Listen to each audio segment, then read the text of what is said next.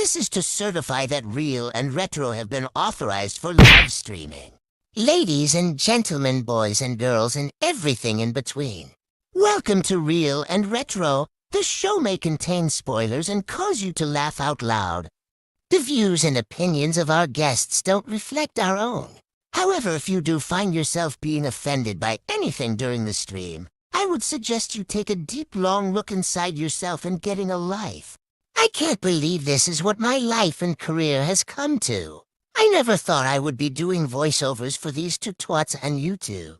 I used to be someone of note, a goblin in Lord of the Rings, a munchkin in Wizard of Oz, a Jawa in Star Wars, just to name a few. If you are planning to fact-check anything I've said here, I hope you do a better job than a certain streaming service that I'll not name did for their latest blockbuster shows. Anyway, less from me, and it's nearly time for the show to start. You should go and get a drink and get comfortable. Don't forget to like the video, leave a comment, and subscribe to the channel. Hey guys! Good evening, ladies and gentlemen, and thank you for joining us on our first live stream of Real and Retro.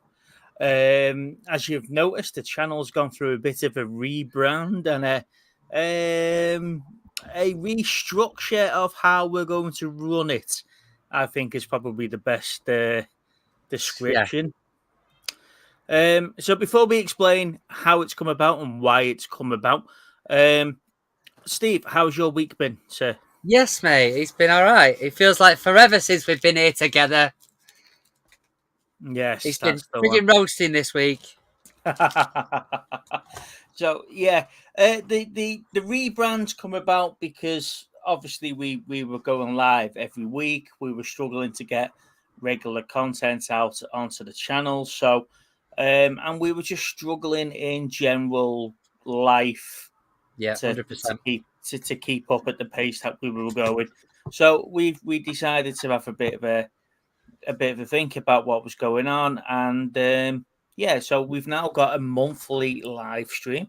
The plan is to get a big panel of guests on every month. We talk about all the movies and entertainment and everything that's happened during that month, and just see where the chat takes us. This month, it's just us, I'm afraid. I have put the link out to a few of our friends for the first one, see if they want to come on, and whatever else. Steve, the big conversation... Thanks, Ali. The big conversation that's happening at the moment in your dress for the occasion is the Euros. Yeah. England have been absolutely shocking this tournament. Have you watched anything instead of watching the football at all?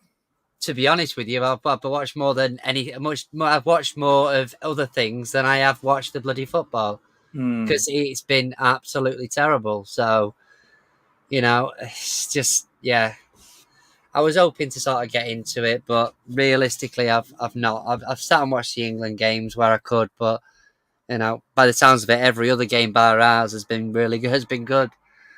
So, well, I don't know. I was in the hotel in Glasgow on Tuesday night. England were playing Tuesday night, weren't they? So I was in Glasgow for work. There was a couple of us staying over in the hotel. We didn't really want to stay in the hotel and watch the game. We didn't really want to go and watch England play while we were in Glasgow because you can just imagine that with Scotland getting knocked out. With Scotland getting knocked out a few days earlier. So we had to look what was on in the Hydro, and we ended up getting tickets to see Travis and the Killers. So you do. So we went as an impromptu concert night. It was quite good fun. I thought that was only my second ever concert I've ever been to. Really? Yeah. And I wasn't even meant to go to that. It was just because it was on that night and we couldn't be bothered watching the football. So yeah, we got tickets and we went to go and see that. And to be fair, it would have helped if I knew half the Killer songs. You don't. Oh God, were you just like play Mr. Brightside? Yeah, that's it. I was just waiting for Brightside to come on, and that was the last song. However, I was sending video clips to my kids because my kids are big Killer fans, and they were going absolutely ballistic. That I ended up going to see a concert during a work get together. Yeah, during the work meeting. Well, not during the work meeting. You know what I mean. Well, I was up there for work. Yeah, He popped to the toilet and gone to watch I've got to the the Killers. Killers. Yeah, I'll be back in 3 hours. Steve's been a while. So what have you been watching this past 3 weeks? Because I've been on the cruise. We didn't do the live stream when we come back. No, it's just a few bits really. I mean, I sat down and I watched a bit of an older one of the DVDs downstairs, but I picked it up because I fancied watching it. But do you remember Outbreak? Like, Yes. I was like, I've not seen this in 15, 20 years. I need to watch it again, and I really enjoyed it. I think it went on a bit longer than I remember. It seemed to last forever, the movie, but there's so many big names in it. You've got Morgan Freeman, you've got Donald Sutherland, is it? The one that's just recently passed. Yes. Yeah. And then you've got what's he called? Oh, Cuban Gooding Jr. Oh my God. Not Robert De Niro. Not Al Pacino, the other one. Dustin Hoffman. Mm-hmm. And there's one more. Anyway, but yeah, it was really interesting. It was quite clever how they managed to figure out where like what the host species was, like the host for this contagion thing. Yeah. There's some good air scenes as well. To be fair, it was a bit some tactical flying with the helicopters and stuff. But yeah, it was just I hadn't seen that thing in a long time, and I was like, I'll put it on, and it still stands up to date. To be fair, I was open because obviously I'd watched Contagion again not long ago, and I was like, I wonder sort of how this sort of epidemic breakout thing plays out on that movie, because it's been a long time since I've seen it. It was a monkey, wasn't it? What? Well, yeah, it was a monkey. Yeah, wasn't it? Yeah. Yeah. It's a monkey that had come across from where did he come from? Kenya or somewhere. He could come across on a boat, and then the guy tried to sell it, and it was a female and not a male. And the buyer wanted a male, so he let it go in the trees, and it sort of went from there. I too have only been too consistent. Hey, Michael. Hey, Gareth. I wouldn't mind seeing Tenacious D. Thank you. Kevin Spacey. That's who I was thinking of. Yeah, quite a young Kevin Spacey, to be fair. Well, speaking about Kevin Spacey, right? Yeah. So obviously he's gone through trial now and stuff like that, and nothing's really cleared. Stuck. Yeah, nothing's really stuck. So it's sort of like a Johnny Depp situation, this again, isn't it? Yeah, very much so. Yeah. Does he go back into Hollywood? Doesn't he go back in Hollywood? What type of reputation has he got, considering he's technically a innocent man that's just done some dodgy things? Because he hasn't denied it all, has he? He's just not been found guilty of whatever he was being tried for. So yeah. Where'd you go with Kevin Spacey? Do you put him and Johnny Depp in a movie and see how it goes? Yeah. The accused or something like that. Yeah. Two leading men. Let's see where they go and what happens. Completely not real. It's completely fictional. Yeah. What we'll call a Damba Bird. And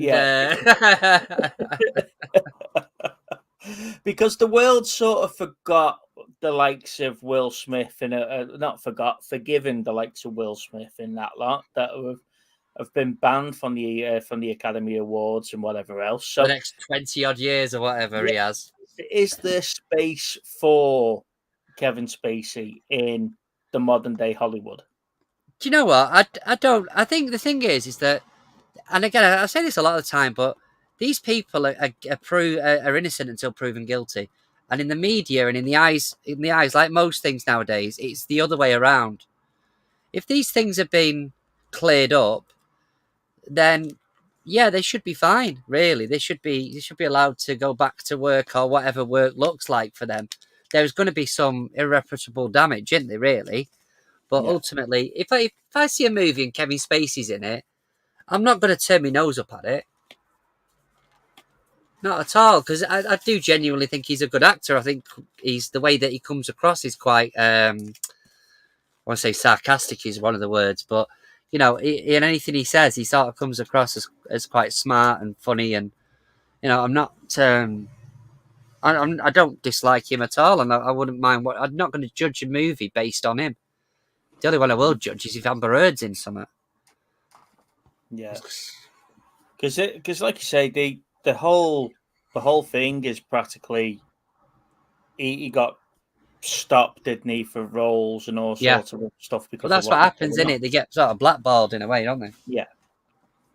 And then the poor bloke's bankrupt or whatever else because he's been fighting something to the, you know. But yeah, for God knows how long. Yeah. I would I go and see a Kevin Spacey movie? Yes. I quite like him in films like The Usual Suspects and Negotiator and a few of his other stuff. He's a really good. He is a really, really good actor. 100%, yeah. Sorry, that just took off. No. Like I say, I mean, I'm just trying to think what else I've sat down and watched. I mean, there's a few things I want to see. I want to see that Maxine. That seems to be getting quite a good reviews at the minute. You know, the like trilogy of the X and Pearl. Yeah, it's like the third one in it. And I still need to see Pearl, to be honest. But I really enjoyed X. So I'd like to sort of get to see that at some point. But I've just been watching a lot of stuff, rewatching stuff. Like I watched Wednesday again the other week. I think it's such a clever program, and it just absolutely reeks of the director on it. Yeah, you know. Well, I've been watching House Dragons, House of the Dragon. I've been watching that, and then because I've got into that, I've started watching Game of Thrones again. Now, get that when I'm watching something like that, because I watch like 6 episodes one after the other, because you know I'm just got it on in the background or doing something else or whatever. Yeah, I forget how many episodes are in a series in a season. So Game of Thrones is only like 8 episodes in a series. So I'm like halfway through it already, and I'm like, Christ, I've only been watching it a couple of days. Really? Yeah.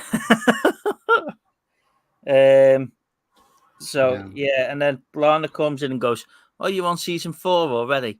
Yeah, but it's like 8 episodes a series. It's not like a big, big 24 season thing. I haven't watched. Oh, movie wise, while I've been on the cruise, I watched Ghostbusters: Frozen Empire. Any good? It is. It's good. I quite like the premise behind it. You know, and it's out on physical media this week, isn't it? So I'm like, I'm chomping at the bit to go and buy it. It's not one that I'd run and buy, but then again, I don't buy physical media. So, but yeah, I enjoyed it. I watched Kong Godzilla again. Oh yeah, because I wanted to give that one another go. I watched Civil War. That was quite good. I quite enjoyed that. Good evening, Santa Claus. Hi.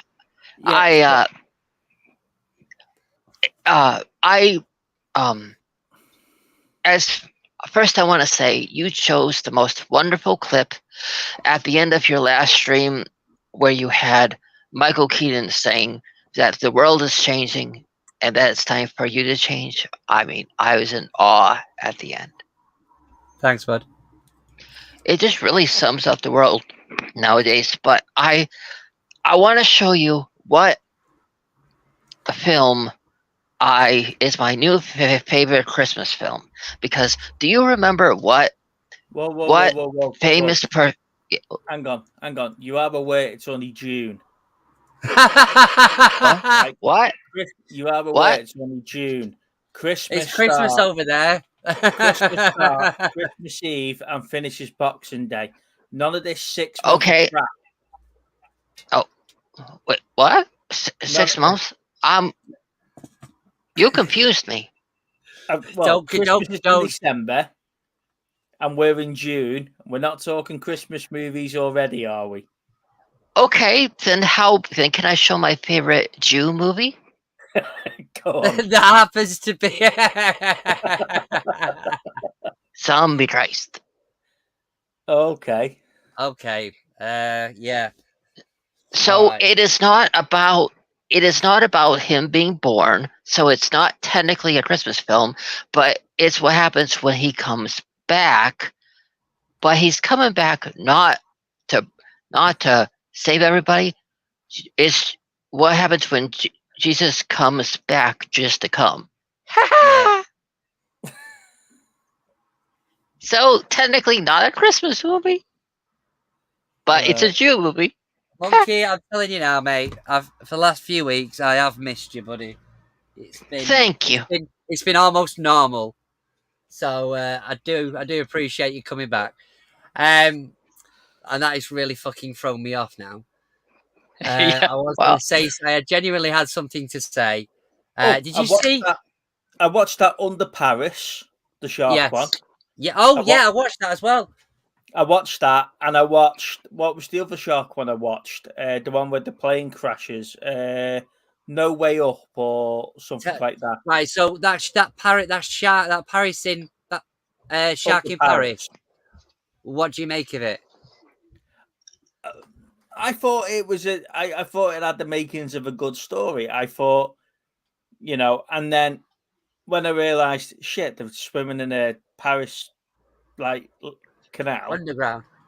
and then you're like, where are all these millions of shark babies come from? because it's gone. She got busy. She was reproducing herself. Yeah, but it come from one shark to all of a sudden there was two sharks, and then when they go in to find it, there's thousands of sharks, and I'm like, yeah, I must have missed the bit where she can reproduce herself. That was it, though. There wasn't any massive oh my gosh, we found out this information. It was like there must have been about 10 seconds worth of clip where she went, oh yes, she's now being able to reproduce herself, and that was it. Like if you blinked, you'd have missed it. But she's not a genetically enhanced shark. It's not like someone's made her in a lab with frog DNA or something like that. Or she's a normal shark. It's the Save the Sharks group that get me. Yeah, they went from one person to all of a sudden you've got about 60 people underneath Paris in this little area with a ledge all the way around of about this thick. And they're just one at a time. They might as well have done a synchronization swimming. They all fell in one at a time. But it was like the Titanic ending at the end, isn't it, though, where she's holding on to him so he doesn't fall in the water with all the sharks circling. It's that's... But I don't know. Like I say, it started off all right. I think he just lost it between Act 2 and 3. Yeah. It was like, this is just a generic shark movie now, How can we mix it up? I think it gets to a point where the majority of those shark lovers, you're wanting them to just get eaten, aren't you? Yes. You're like, right, okay, you're all ignorant gits, and you just don't give a shit about the law. Just fucking, that's it then. You know what I mean? It's like, yeah, bollocks to you. Go on, get big. And they're proper brutal as well. Yeah. The other one I watched... water for a second and you've lost a limb. Yeah, the other one that I watched was that No Way Up or whatever it was. That, again, generic shark movie. They're in the airport. The boyfriend's waiting for the girlfriend. The girlfriend's dad doesn't trust the boyfriend, so he sends someone to... Yeah, send someone to mind the daughter because he's some sort of US governor. And, the plane crashes in the ocean, right? So it's got Cal Meany in it, who was Chief O'Brien, Star Trek, right? So he's like the Marine or the ex-Marine bodyguard of this daughter. The next thing you know, he goes into Chief O'Brien mode when the plane crashes in the water and it's leaking all the water. It's filling up full of water. And he's like, right, you've got to go down there. You've got to get this oxygen tank. You've got to do this. You've got to do that. And he was giving the orders. And then about 20 minutes into the film, he gets eaten by the shark. Right. So you've got 5 people that are at the back of this plane that's filling full of water and they're losing oxygen. Right. Brilliant. So you've got the boyfriend that was given it the biggin with the Marine, right? And then when the Marine dies, the boyfriend becomes an instant wimp. Really? So yeah. So all of a sudden, the girl becomes the hero of the film. Of course. And then when they try to rescue them, they send 2 rescue divers down. Yeah, because they're searching for the plane that crashes. They send 2 rescue divers down to see if they can find the wreckage and any survivors. But they get eaten by the sharks, naturally. Of course. Right? Hey, Lane. However, they do find the plane. They do wave. We're going to get you out. We're going to get you out. And then you get that comedy moment, like, turn around. And as he turns around, the shark's no longer there. So he turns back to the window and goes, what you're talking about? Next thing you know, the shark just wipes him out. Right? And then you just hear him bouncing across the top of the plane.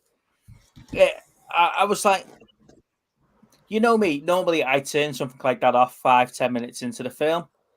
100% you do. I had to watch it to see what happens. Was it that bad? You had to keep going? Yeah, so the plane's obviously flooded, right? Apart from like 6 foot at the back of the plane that was up on an angle.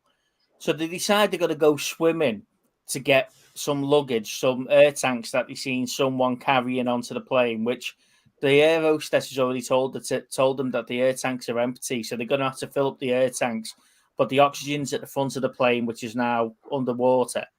So they've got to swim underneath into the baggage hold, which is full of water and full of sharks at this point. And she's like, oh, well, I don't want to do this. Well, you've got to do it anyway. So you've took like a signal flare with you, and you can't see the shark at the back of the plane until she swims right past it. And then it comes back at her then. It was just a predictable piece of shite. But you had to watch it. I had to watch the end of it. It was on. It's on Netflix, I think. Okay. But I downloaded it anyway. Yeah. So it was that bad. I had to watch it, right, to see if they escaped out of this plane, and they did. You know.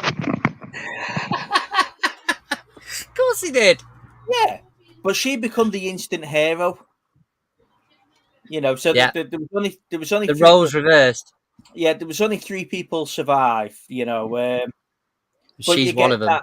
You get that moment where they're going, okay, let's all count to 3. They'll all take a deep breath, and then we'll go out the plane. And then you get they go out, and you know they let off all the airbags to scare the sharks away and whatever else. But then her mate won't come out the plane. He swims back up, takes a deep breath, and then somebody else comes up and takes a deep breath. Come on, you can do this. And as they both go underwater, a shark comes and wipes out one of them. So the air hostess, the girl, and the young girl survive.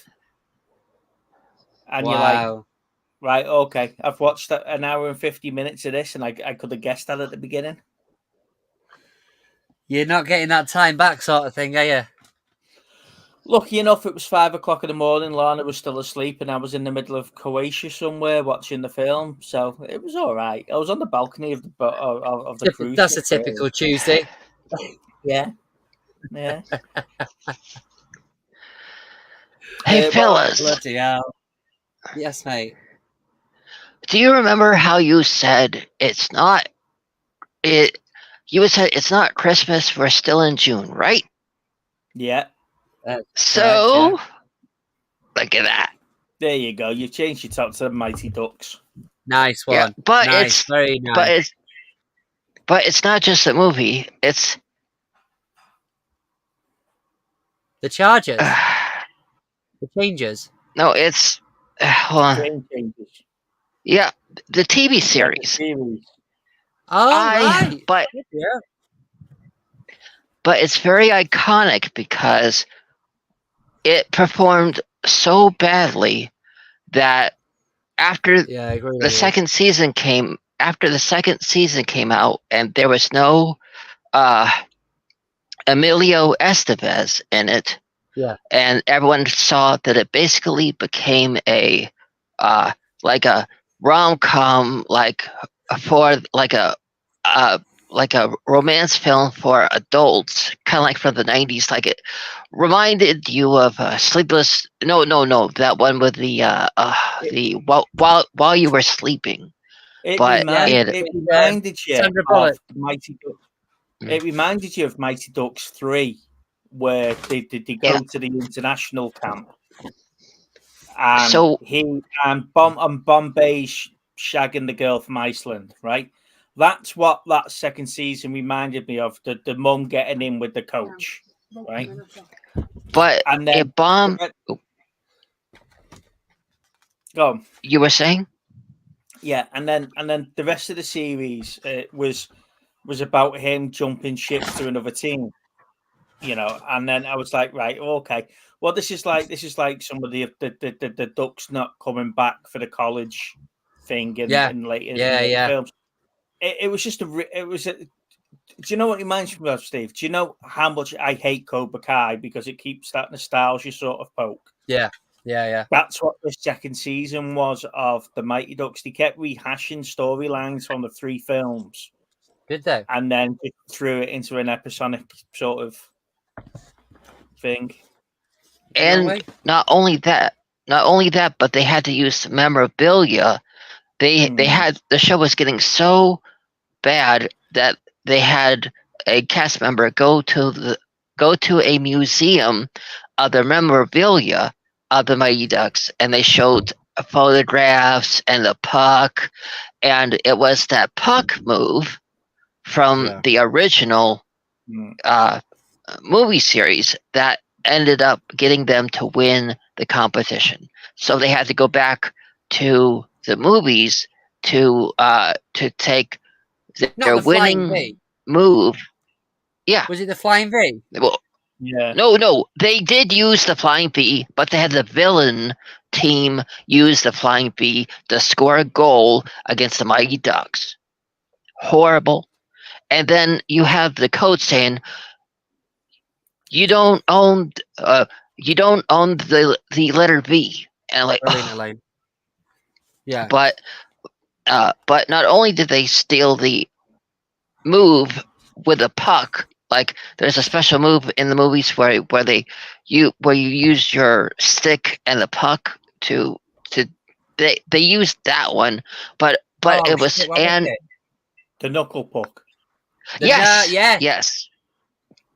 Thank you, Steve. That was going to do my head in that. They used that one. Is that where they flicked it up and just absolutely twatted it, stood up? So, and then at the end of the season, you see that they had miraculously taken down a banner in that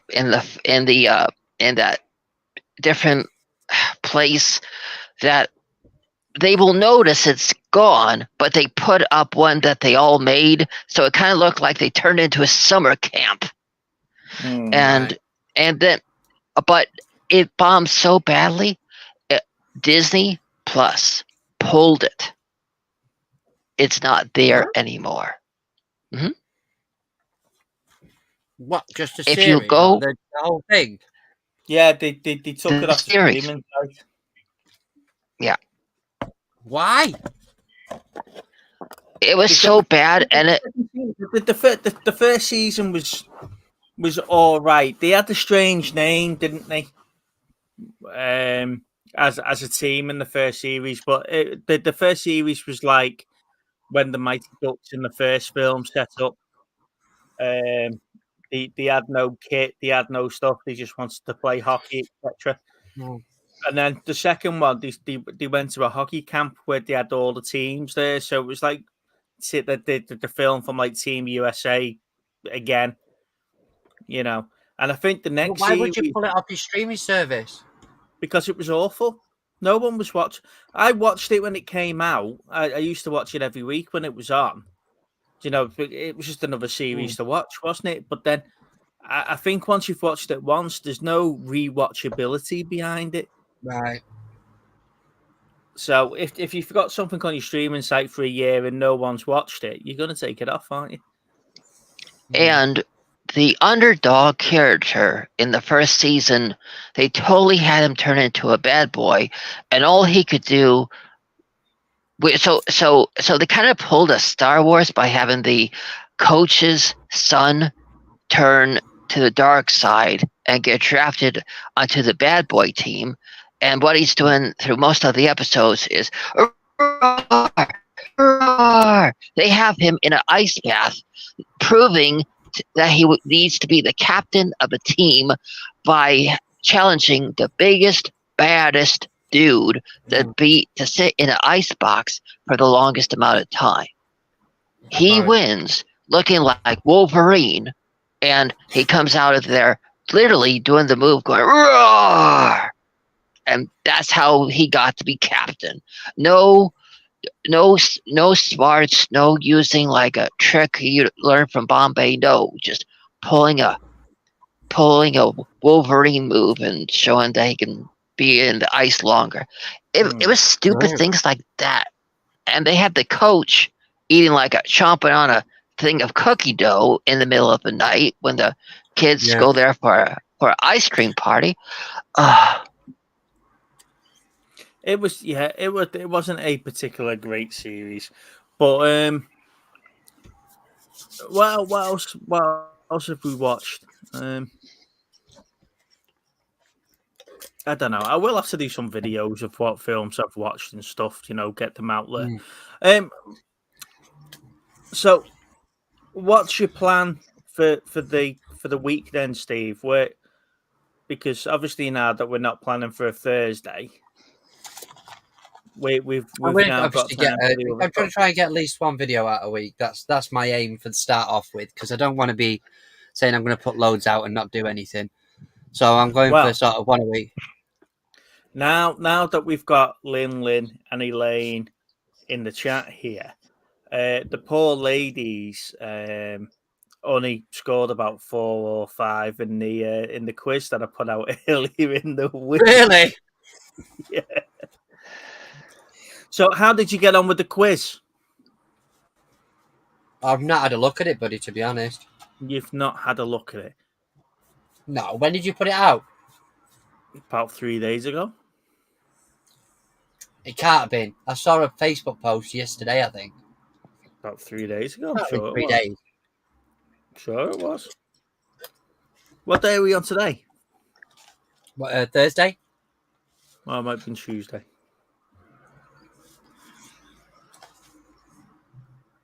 Two days and 3 hours ago. I know, it's shocking, isn't it? I know. What are you like? Sorry, buddy. So it's 20 stills. It's 20 stills. Guess the movie. Nice and easy. I thought it was nice and easy. Right. But I've been doing another couple, so I'll get them uploaded, and they can go out every other week. Okay. Let's just have a bit of fun with the Christmas. It's going to be like one of AJ's where it looks like it's really sunny, but you're putting it out at Christmas. Yeah. I'm sat here in my vest top. But like Steve, I've preloaded up till November now, so I'll speak to you again in December. And it's -4 outside. Yeah. Mind you, that could be just next week. Yeah, could be. No, so I'm back watching films. I'm back watching TV. Good. Like I say, it's just having that time, isn't it, to actually enjoy yourself between work, doing this, and having the time to do other stuff. Teddy's just been an absolute fucking nightmare this week. Yeah, but you're trying to, I want to say modify, but you're not. You're trying to sort of play with. No, you're trying to sort of do up 2 different cars at the same time. Steve. He's an absolute nightmare. So we went to the Himley Hall, which is the other side at Dudley, at the weekend for the mini show. And we went down there and we broke down about 10 miles away from the flipping showground. 14 miles it was, 14 miles from the showground. So as we're pulling over the cars, someone stopped for fuel. We let them idle for 10 minutes or whatever. Next thing you know, the car's spluttering away and it just comes to a stop. No power. So a couple of the lads stopped with me because I put my hazards on. They stopped and they went, "Oh, you need to clean your spark plugs. You need to do this." But none of us had a spark plug socket to take the spark plugs out. And then we ended up calling the AA. Anyway, long story short, an hour later, we're getting towed into the mini show, right? So we had the option of either going to the show or getting towed home. Getting towed home was going to cost us 270 quid, right? So, got towed into the mini show, went off, spent 12 quid, got the bits that we wanted. And then about 2 hours later, there was a big bunch of lads stood around the mini with the bonnet open, fixing this car. What would you stood there with a sign going, "I'm new to minis, help me"? Yeah, Graham and Guy done a great job. They were doing it all. And then, do you remember when you come up, we were showing you the channel Simpsons Classics? Yeah. And it was the guy that was renovating his minis and stuff. Yeah, Well, he yeah. came over and he was coming to talk to us. And I said I'd subscribe to the channel, like the video and everything else. But I also had my Life in the First Lane t-shirt on. And he went, "Oh, is that your channel?" I said, "Yeah, that's my channel." And he said, "Oh, I'm subscribed to you guys. I've been watching your videos." And I'm like, "Oh, brilliant." You know, someone that's got 13,000 subscribers watch my videos. So, yeah, it was just great. I never got to see much of the show, though, because obviously we were fixing the car. But we got home in the end. It was very nervous getting home. He's flew through the MOT today. And then as I'm driving out the test centre, about 5 minutes out the test centre, he breaks down in the middle of town. Just what? Little bastard. So, yeah. Oh, brilliant! He's not gonna break down at a time where you could possibly think about getting rid of him. He's gonna wait until you right in the middle of a four-way junction. He just decides to cut out middle of Ellesmere Port. So I have to push him off the four-way junction, and then I have to limp him home. But he's backfiring, so something's not right with the timing or something like that. When the idle's not right. So we need to have to play with that at the weekend. Luke, your answer. Sorry, buddy. No way. That's. I mean, that's basically how all the horror film. That's basically all the That's how all the horror films start, right? Breaking down in the middle of nowhere. Yeah, and then pushing your car. Yeah. Except Steve likes to do it at least once a week, just to increase his chances of getting some sort of final destination. Getting lucky.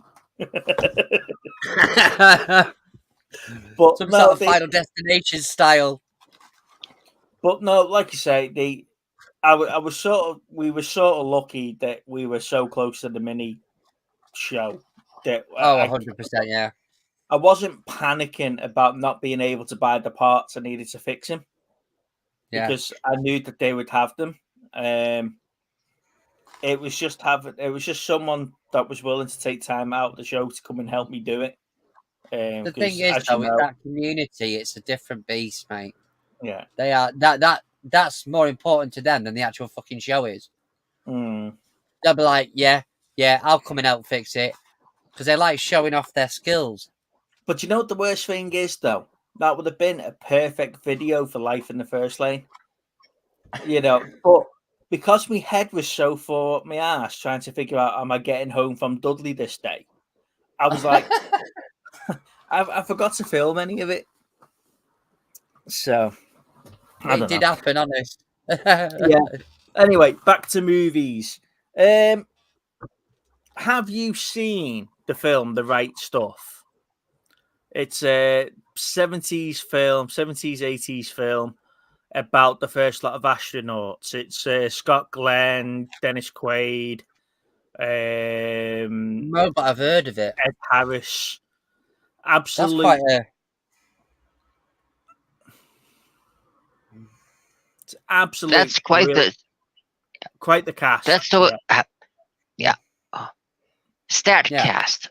Yeah, Ed Harris, Scott Glenn, Dennis Quaid, Frank Fred West, the one from Tremors, and Lars Rickinson from Aliens. He's in it as well. He's the one that plays Bishop.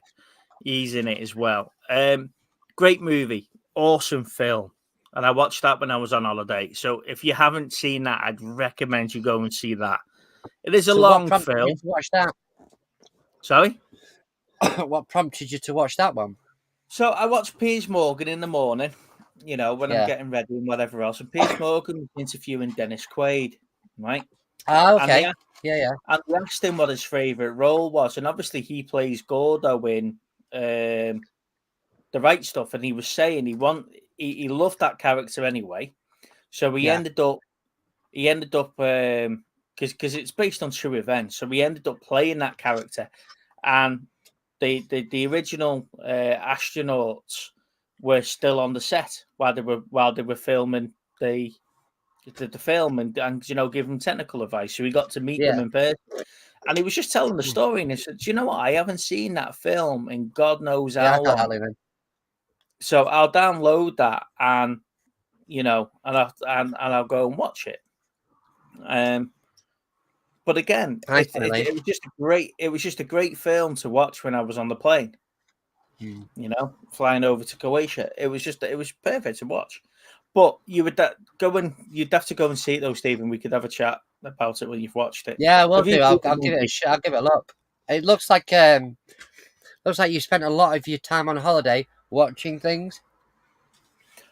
No, well, it's because I was getting up at 4:00 in the morning still when I was on the boat, and there's not much to do while everyone's asleep, is there? So I have I've definitely seen the front cover for this. I know which one it is now. 1983 film. Do you know what the funny thing is though about being on the ship, right? They've obviously, with it being an adults only cruise, they've got the telly geared up. Adults only cruise? What is it? Some sort of special cruise?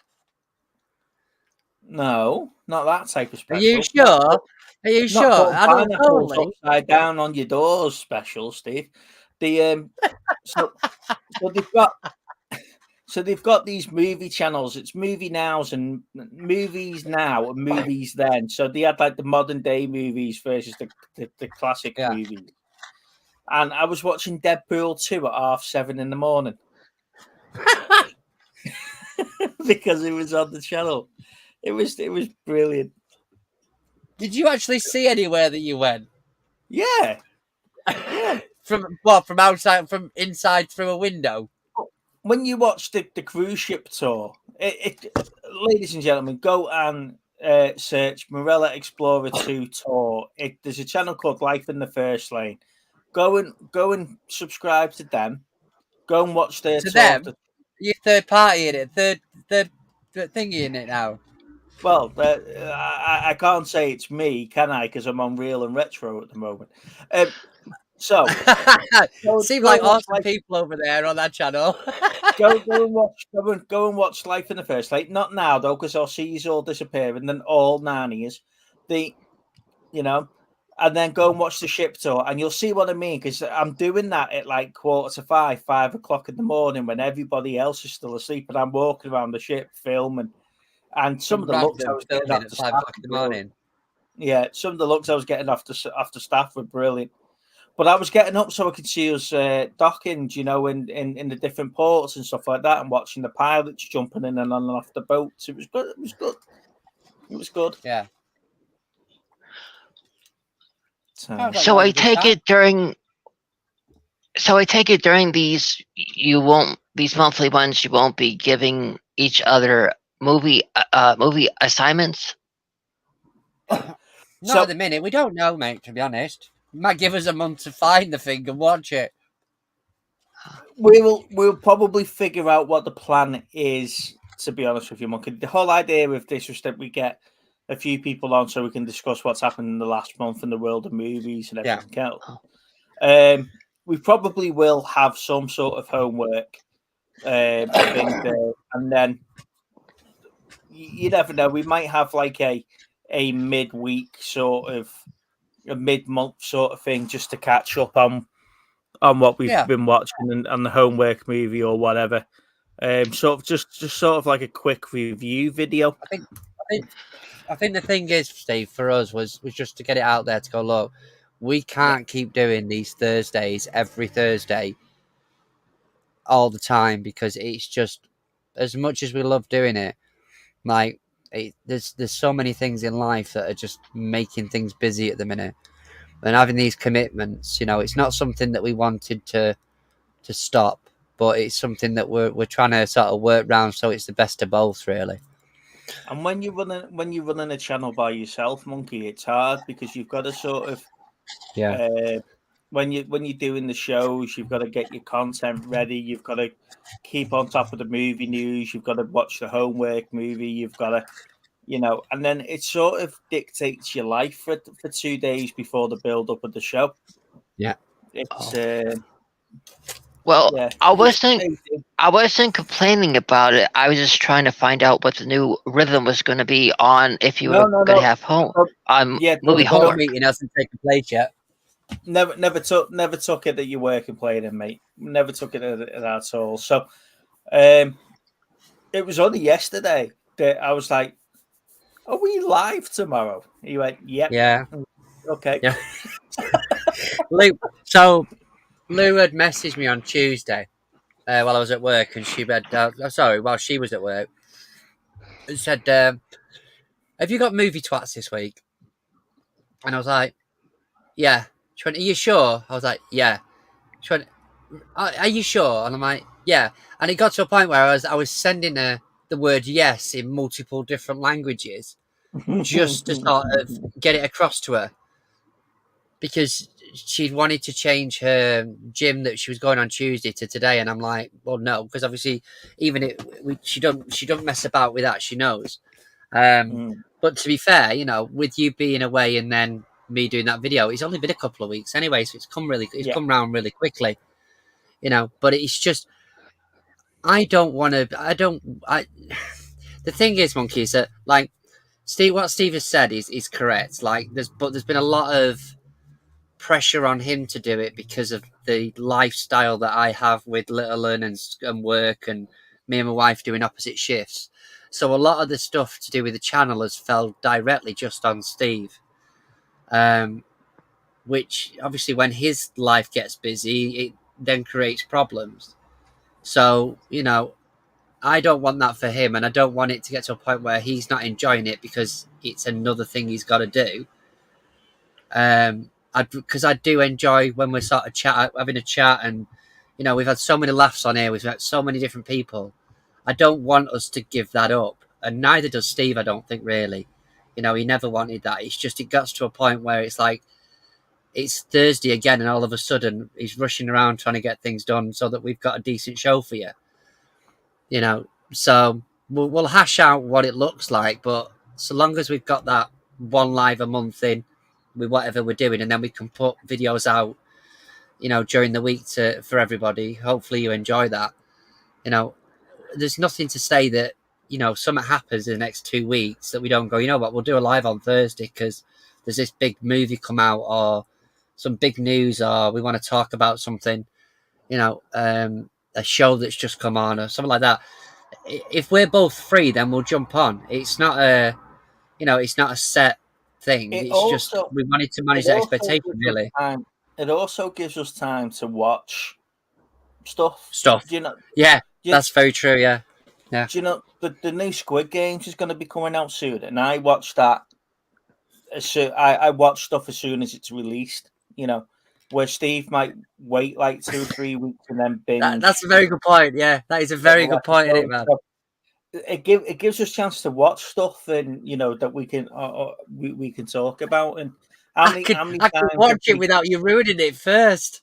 Yeah, I could be like 6 episodes in, and I could be answering something on the chat, and Steve hasn't even seen that happen yet. And it's like, right, okay. So it gives you a chance to actually watch stuff, and and get some content down. Can anybody give me any feedback on this one? I don't know if you've seen it, Steve. The Last Kingdom. Oh, I absolutely loved it. Right. It's only like 3 series. I've got a feeling it's got about 5 in it. It's got 5 series. There's 5 series, but then they've just done a shorter one. But I absolutely love. Did you like Vikings? Yeah, I like that stuff. Yeah, sort of similar vein of Vikings, but I had a couple of vouchers, so I picked it up because it looked good. But it's about them being like Nord, and then you've got the Welsh in there and the English in there as well, and stuff like that, and it's all about the internal politics about the kings and the queens and who's loyal to who. And I did actually like that series, and it's funny as well because it's based in Runcorn. Really? Yeah. Yeah, the town that he's in is Runcorn. That's where they give him to run. And Runcorn was a big Viking town, so it was funny that they picked that. I was watching a program the other night, right? I was sat there, I was watching something like the kidnapping of Sarah something or other. I think it was on like Channel 4. And it was, I forget her last name, but it was like the 80s or 90s. And this woman had been kidnapped. And it was like,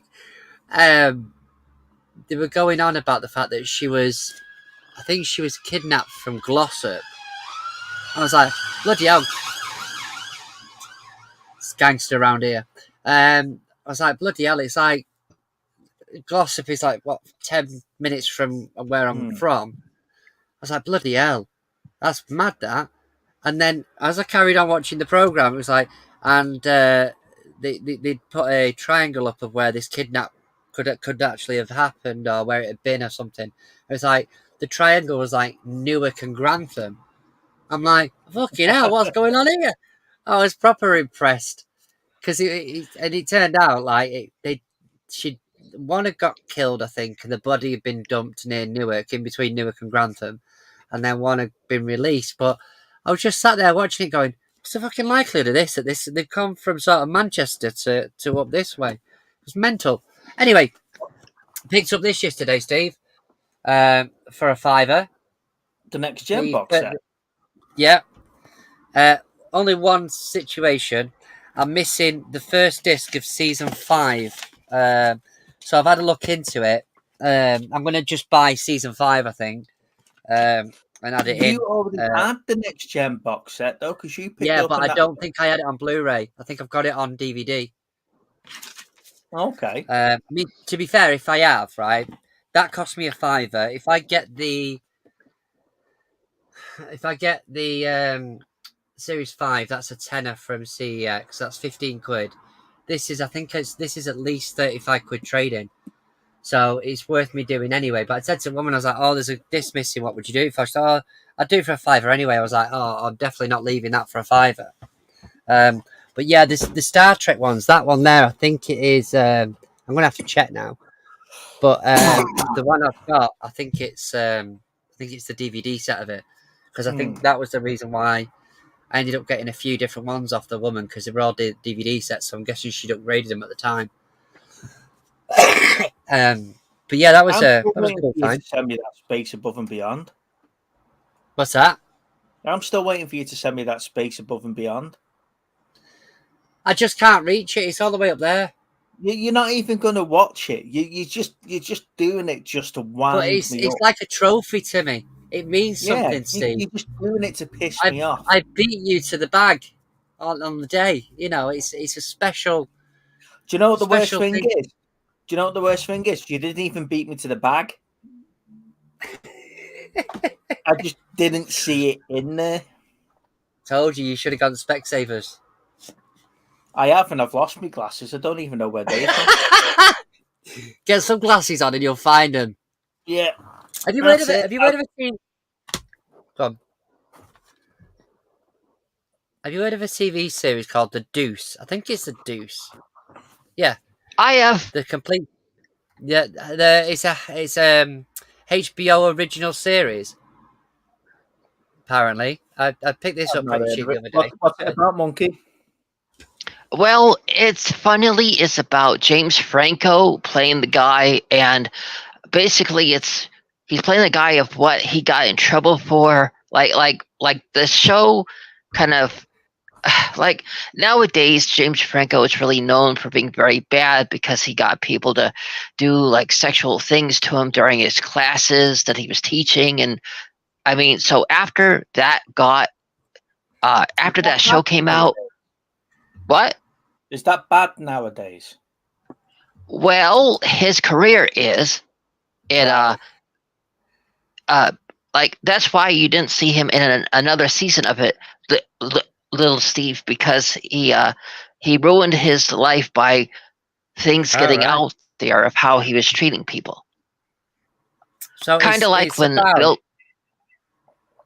The traces of the evolution of the porn industry in the New York City's Times Square in the 1970s, as the business of pleasure begins its climb to become a billion-dollar industry. But I just saw James Franco in it, and what's she called? Maggie Gyllenhaal, and I was like, oh, I'll give that a go. But it was only £6 in CEX. I figured it's probably had more than one series. Yeah, he got in trouble because he was making his classes more about pleasure, and that's a no-no. Luke's asked a question in the chat. He's asked, what pickups have we got this week, and have I got any more statues? Very quickly, for me, no, I haven't picked up any more statues. To be fair, I was in Glasgow this week, and I was going to have a look.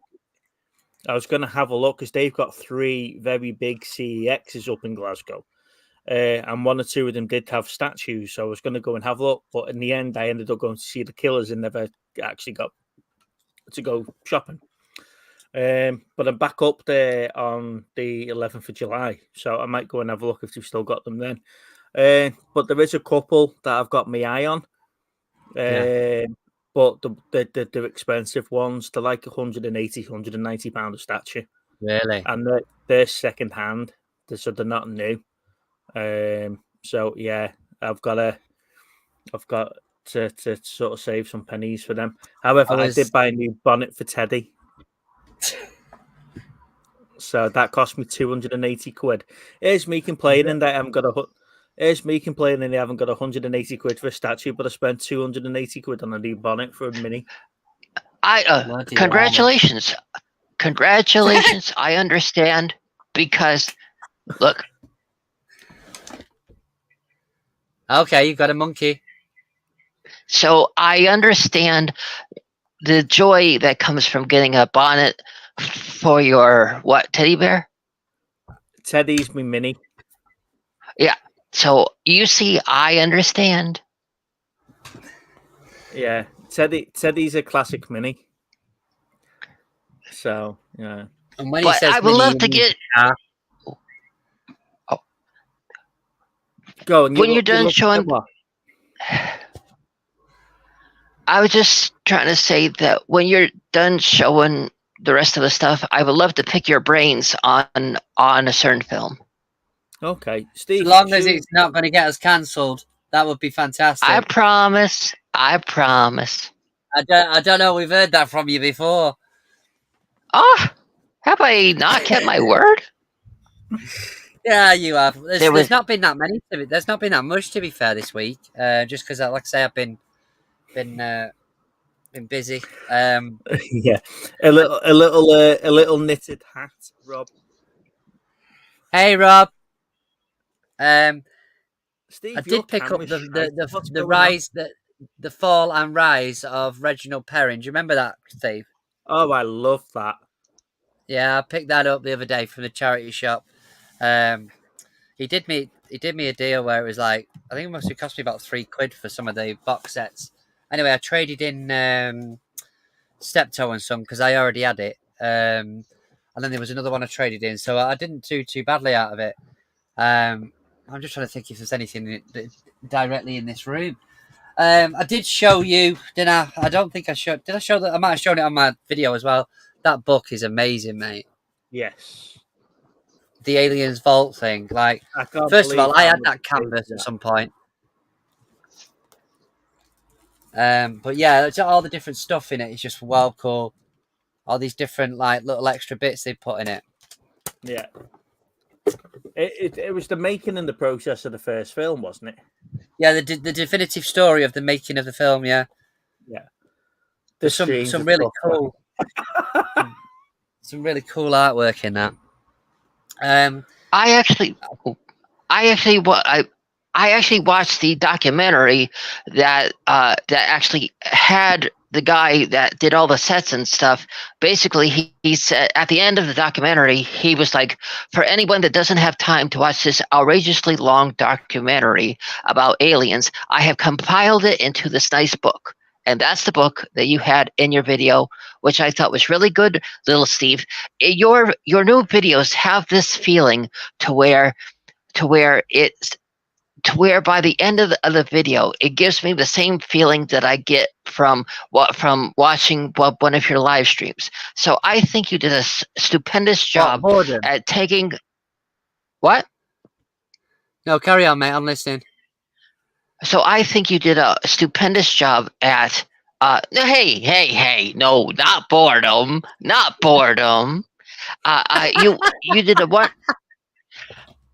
You did a wonderful job putting all of your unique magic and your the stuff you put into your lives that's not boredom into a smaller package. What? All my wonderful magic. Yeah. Into a smaller package. Oh, thank you, buddy. Yeah. I appreciate that. That means a lot. So I will say that if all we have to look forward to for an entire month are videos like that, that will satisfy me.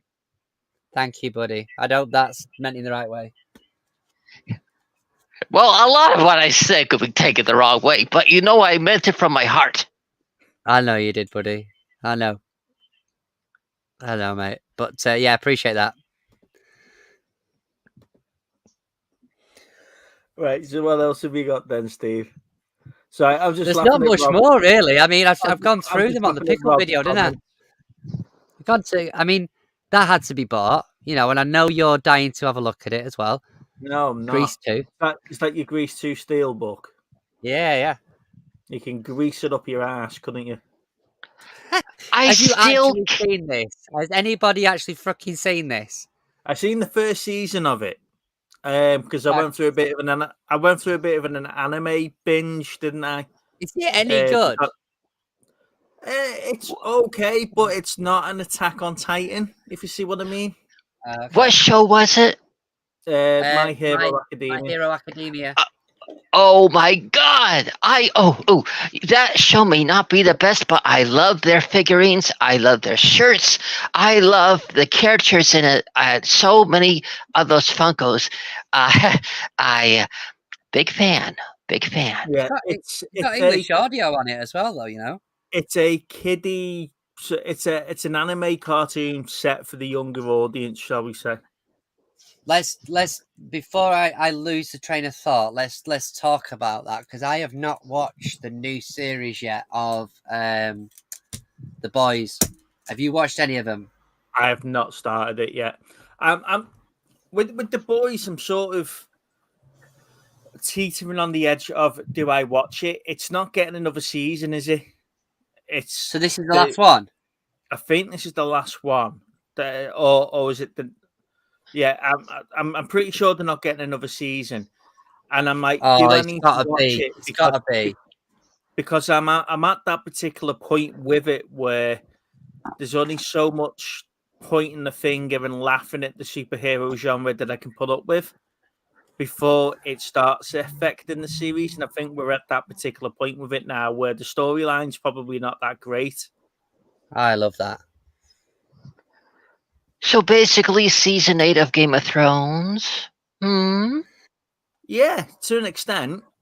Season 8 Game of Thrones is the season where they already knew the ending of the book, where the book is going to go to. So we all know Bran the Broken is going to end up being the king, right?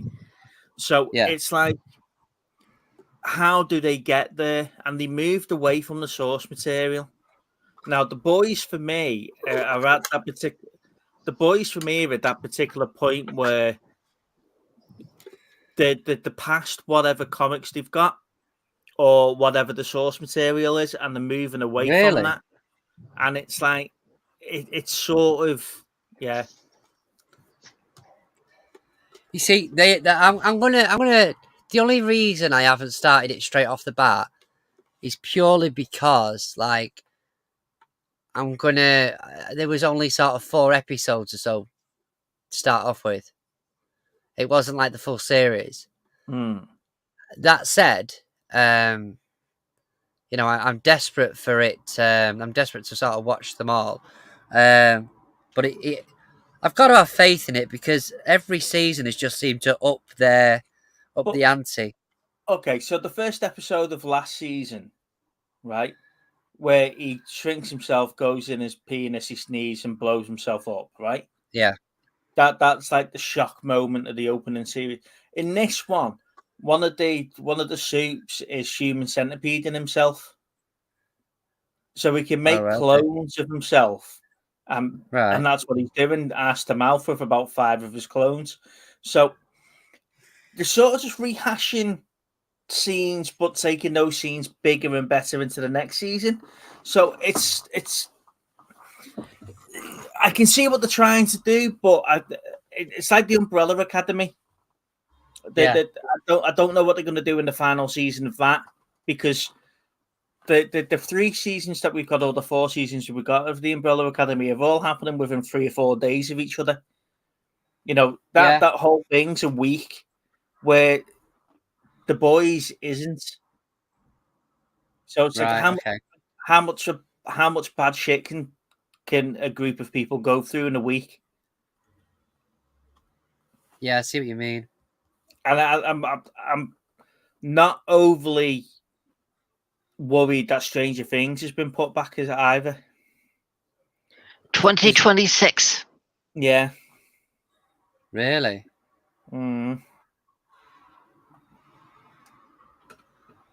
Sorry, Stranger Things has been put back to 2026? No.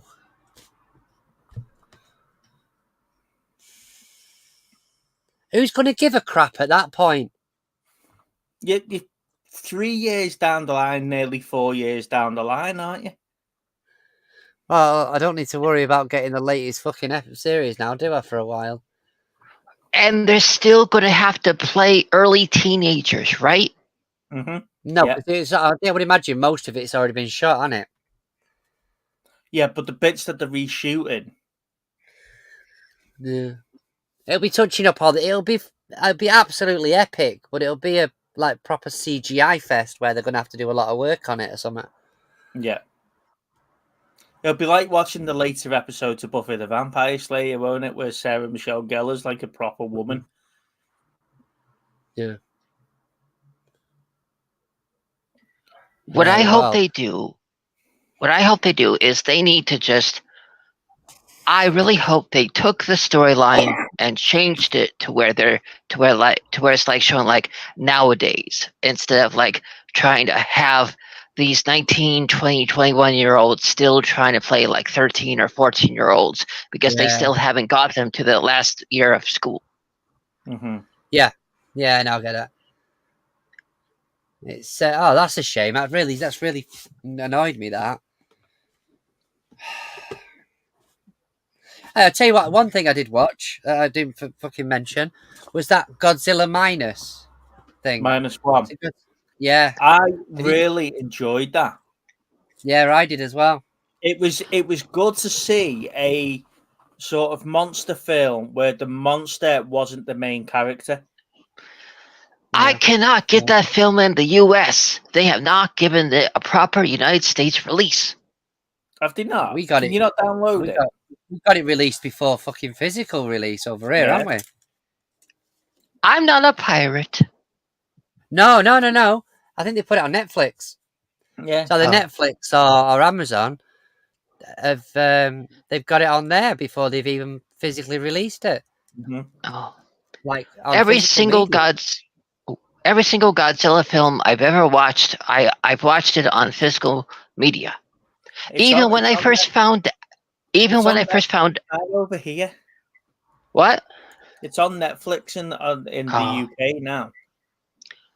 Even the first time I ever found out about Godzilla was when they were making fun of it in American Pie. Yeah. But This is- it's good. The latest lot of monster flicks have had the monster be the main focus. Yeah. Yeah, it's like, oh, where's he going now? Or oh, look at Kong versus Kong Godzilla, the new Empire or whatever it's called. The whole film, it was about Kong exploring and finding what was going on, etc., etc. And he's found this new tribe of monkeys and whatever. So you've lost the human element of the monster flick. Godzilla -1 takes you back to when the monster is the bad guy, and it's the human element of dealing with the monster. proper What's the fucking fallout ruthless of then as what's well, going isn't on? it? What? Proper ruthless. Yeah. Yeah, so it's like what happens with the human element of the monster attack. And it was good to see that again because, like I say, I'm getting bored of these. Oh, it's an 80-foot monster. Oh, there he is. He's got a bunch of flowers and he's going to give Mrs. Smith a box of chocolates for killing her house or whatever. It's shite. Have you seen? I know we were straying away from Christmas movies earlier on, but have you seen this trailer for this bloody red one? No, because it's Right. Christmas and I'll watch it in No. December. Yeah. But there is trailers out. But let me paint the picture.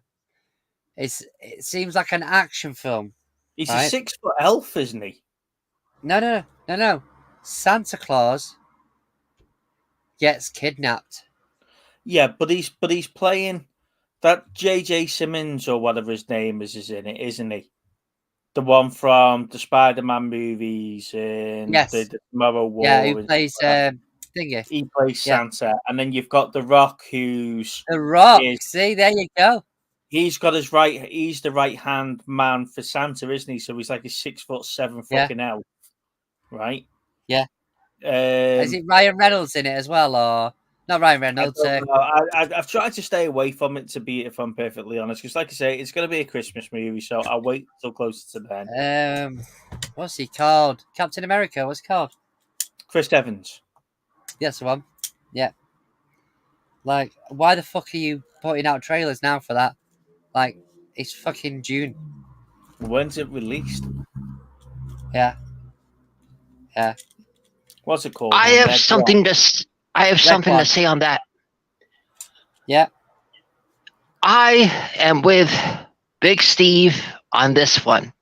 You know, nobody loves Christmas more than I, who you have seen I wear Christmas 24/7, and here I am with my Christmas collections and my Christmas attire, agreeing with Big Steve saying this movie about Santa getting kidnapped does not interest me at all. It's released in new November. thing, though, isn't it? It's released in the States first on the 15th of November. I'm not going to watch it. I'll give it a lump of 2 lumps of coal that I will create myself before I watch it. ELF, right, okay. ELF stands for extremely large and formidable. Ah, right. You knew No, it was it something doesn't. to do with his big list. His bucket list, so innit? Like, it's literally, I want to do a Christmas movie. That's on my bucket list. That's got to be the only reason this thing's been made.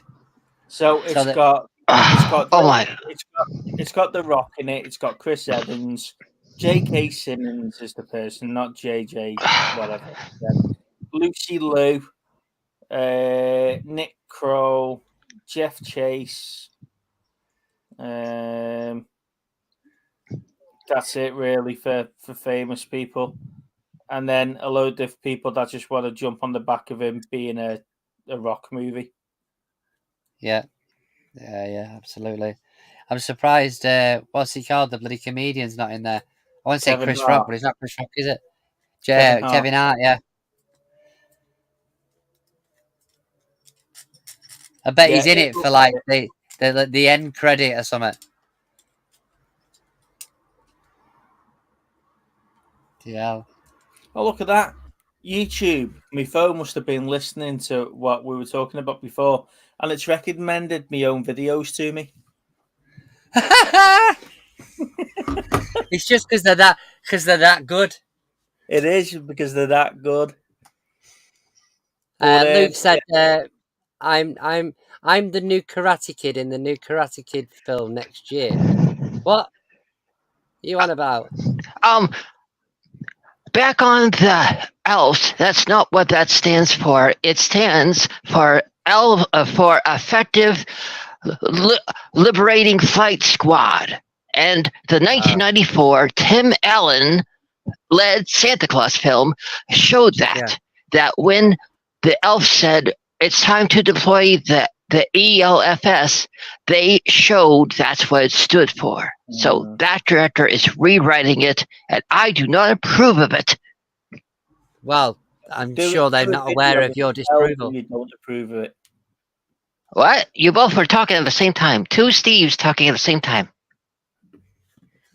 Two Steves don't make it wrong. Do a video and tell them that you don't approve of it, Monkey, and so you've got the backing of Real and Retro. That's it. Well, I would like to know what you both were saying, because I didn't hear either one of you, because you said it at the same time. I just repeated what I said. What did you say, Steve? I don't know. The moment's gone now. I think it weren't too far off what you were going to say. It weren't too far off what you were going to say, to be honest.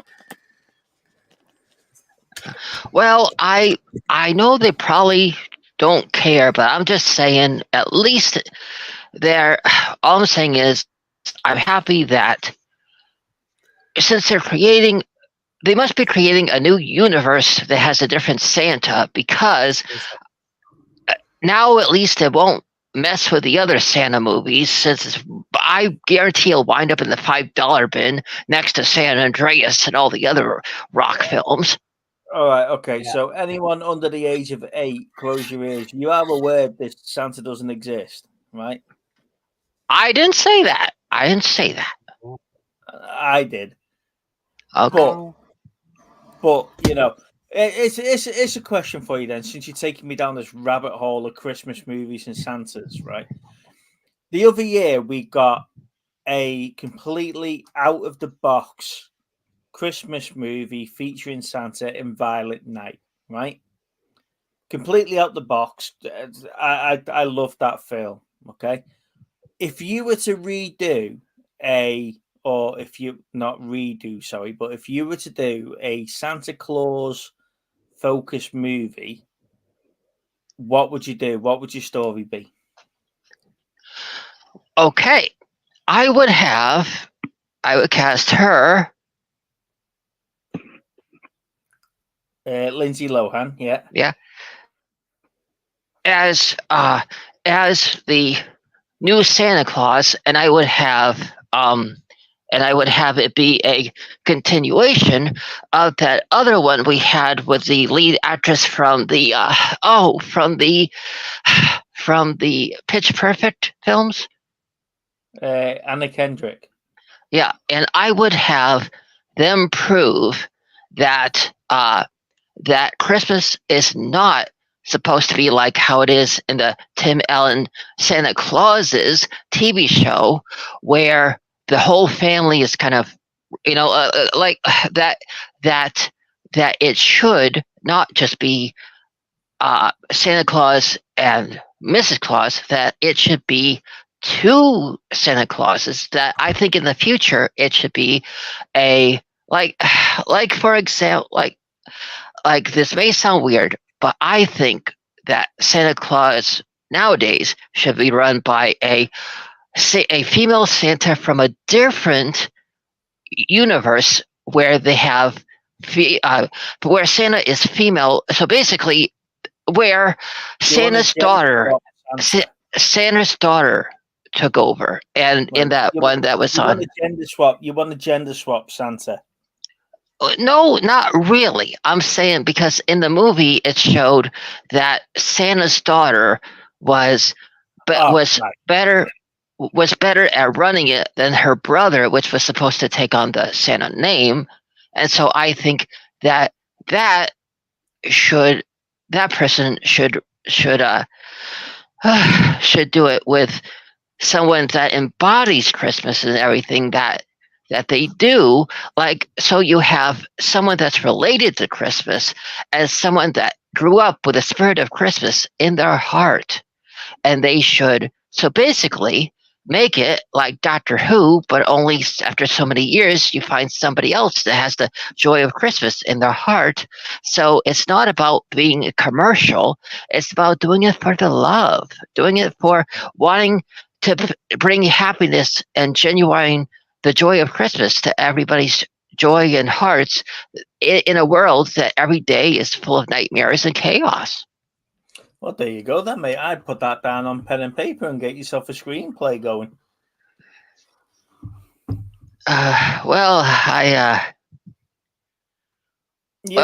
Someone might actually take that on board. Then I'll just wait for other YouTubers to steal my ideas. That happens all the time, but do I make a big deal about it? No. Oh, things went dark. Sorry. What? We haven't stolen any of your ideas. I'm not saying you did. A lot of the US people do, but I'd be very surprised if we had an idea on this show.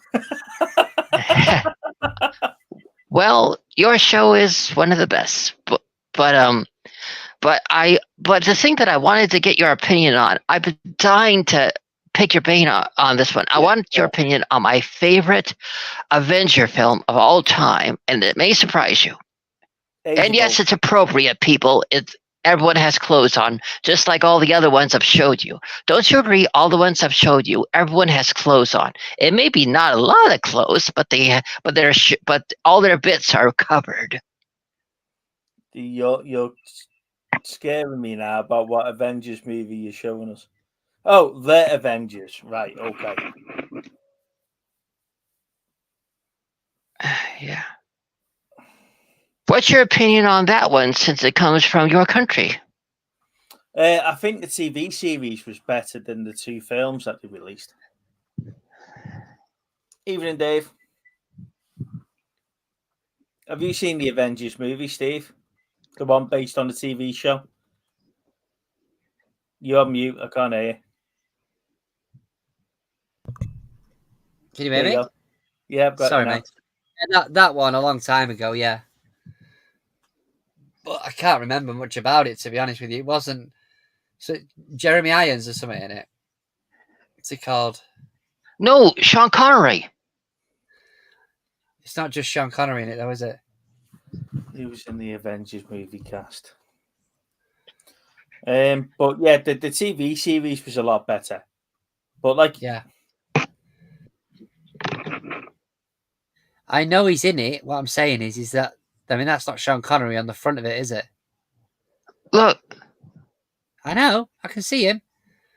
I think you're talking about the one up top. Exactly. What's his name? I don't know, but he was in Richie Rich. There's Scarlett Johansson. Oh no, that's the cast of the Avengers.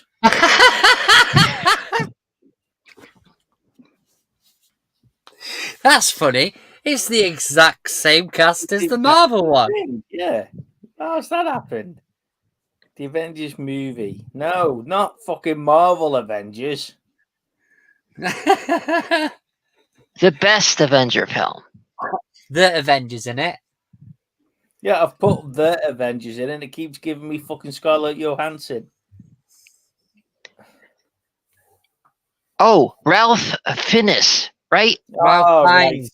Ralph Fiennes. There we go. That's the one. Hey, Neil. It was on the cover, and I didn't see it.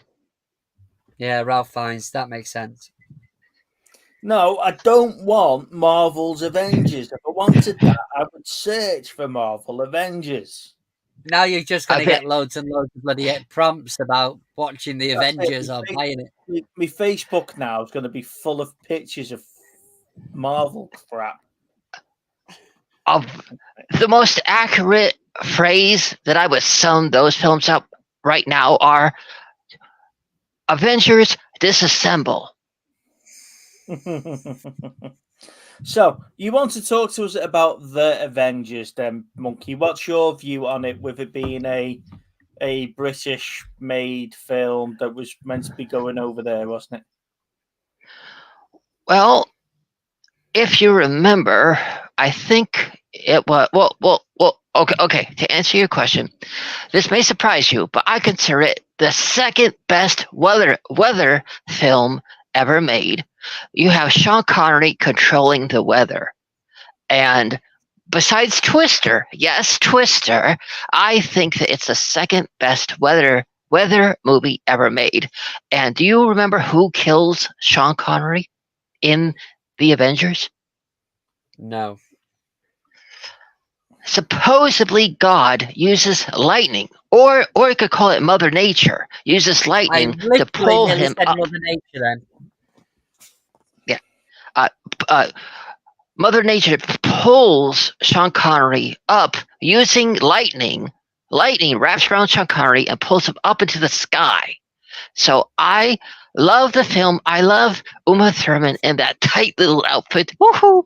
And I just love the movie. I love everything about it. The British scenery. I even loved him in The Extraordinary Gentleman movie because it takes place in like British settings and the sea and things like that. That was the film that made him retire from acting, because he didn't like doing that film, did he? The League of Extraordinary Gentlemen. But that's the one that I actually quite enjoy, that film. I actually do too, but they edited it all to heck. It was supposed to be different, but the director gave him such a hard time that they just slapped it all together.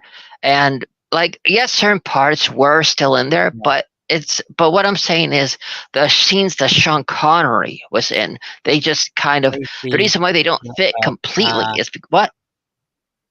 No, I'm just reading the comments. Carry on, mate. Okay. Well, since you love that movie, Big Steve, don't you agree that some scenes that Sean Connery is in, like not in the beginning, but later on, they feel like they could have been longer? I quite like the scenes because he plays Quatermain in it, doesn't he? I quite like the scenes between him and Nemo and Jekyll and Hyde. I quite like the interactions there, but I think because you've shoehorned so many of those characters into a film, and you focus more on like Dorian Gray and people like that, he sort of gets lost in the film. And that's probably why he didn't enjoy it as much, because I think they did cut him down quite a bit to keep, because the other characters kept the pace of the film going, where he sort of like always slowed it down, didn't he, a little bit? Well, there was supposed to be more scenes that showed why the one guy reminded him of his son, because a lot of the backlash that came out was that they were upset that Sean Connery only shares like 2 minutes of screen time with that one guy, the cowboy, and then he's calling him his son. But in the original cut, there was a lot more scenes that showed of them two connecting. But like you're saying, they had the Quatermain scenes in the film were more to do with the research and how things are happening in the background. It's not necessarily the fast-paced action for the film, was it? So it was like he went into a bit of a chase or whatever else, and then you see him reading a book and telling him what else is going on and where they're going to, and then there's another bit of action. So if they were to leave all those scenes in, you probably got what you got with the Justice League the Snyderverse version of the Justice League, where you've got too much of stuff that you didn't need. So they might have cut the wrong parts out, if you see what I mean. Right. I honestly thought I saw stuff that said that it was the scenes with the younger guy that they cut out. Yeah, but they're probably talking over some sort of history book or some other. Yes. Sort of, yeah. So it probably didn't keep it probably didn't keep pace with what you've just seen, and it was probably harder to get the pace back once you've seen that scene. Yeah. You know, yeah. So basically, you're talking about like No Way Home, right? The extended cut of No Way Home, yeah, feels a lot different than the theoretical cut of No Way Home, yeah.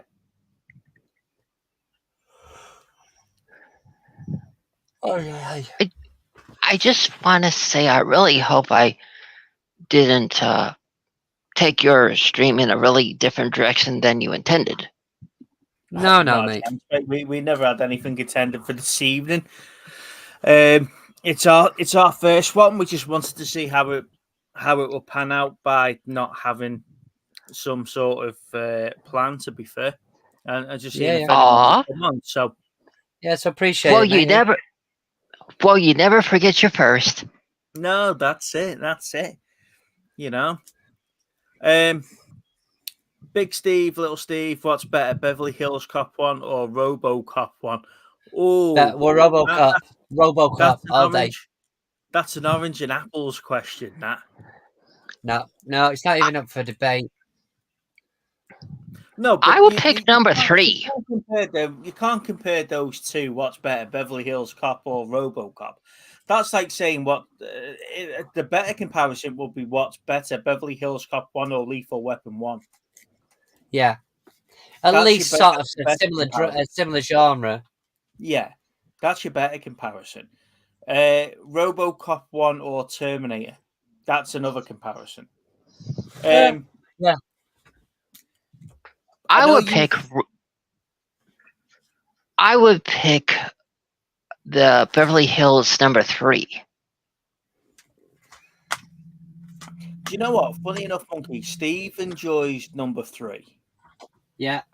I watched Beverly Hills Cop 1 and 2 the other day because they're both on Netflix. I think 3's coming out soon, isn't it? I think 3's out on Netflix this week. When they launch 4, I would imagine. Sorry, mate. It's probably around the time that they launch the 4th one. Yeah. Because that's going on to Netflix, isn't it? So Beverly Hills Cop 1, I enjoyed that one. 2 was really, really good. There's not many cases where the sequel sort of outdoes the first one, and I think Beverly Hills Cop 2 manages to do that. Oh, hey. Inspector Gadget 2 was better than Inspector Gadget 1. Mm-hmm. I said it. Oh, yeah, get it right. Is this where I shoot myself in the foot now and say I haven't seen the second one? Say what? Yeah, I ain't seen the second one. I didn't really enjoy the first one. And you know when it's shit when the lead actor doesn't want to come back for the sequel. Yeah, there is that. So here's the question for you then, because they are sort of soft rebooting RoboCop again, aren't they? So where do you see these soft reboots going to? Because I don't think it made much to do with the first one, did it really? Because that was just a diabolical mess. Yeah. I don't know. I mean, have they left it long enough for people to forget the monstrosity of the 2014 was it? It was about then, wasn't it? The RoboCop. Well, 10 years ago, say, yeah, maybe. But no, for me, that's a no. Here's the question for you, Monkey. Did you see the intro at the start?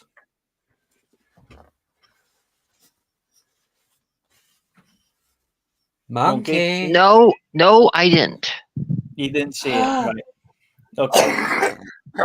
Listen to the voice at the outro when we finish, because Chris is asking how much did you get paid for it? Who? That's pretty good. That. Yeah, you'll need to listen. Yeah, just listen to the outro, mate. You'll see what it sounds like. Big Steve, give us all Yes, I did. It took me, and no, I don't think I sound like that.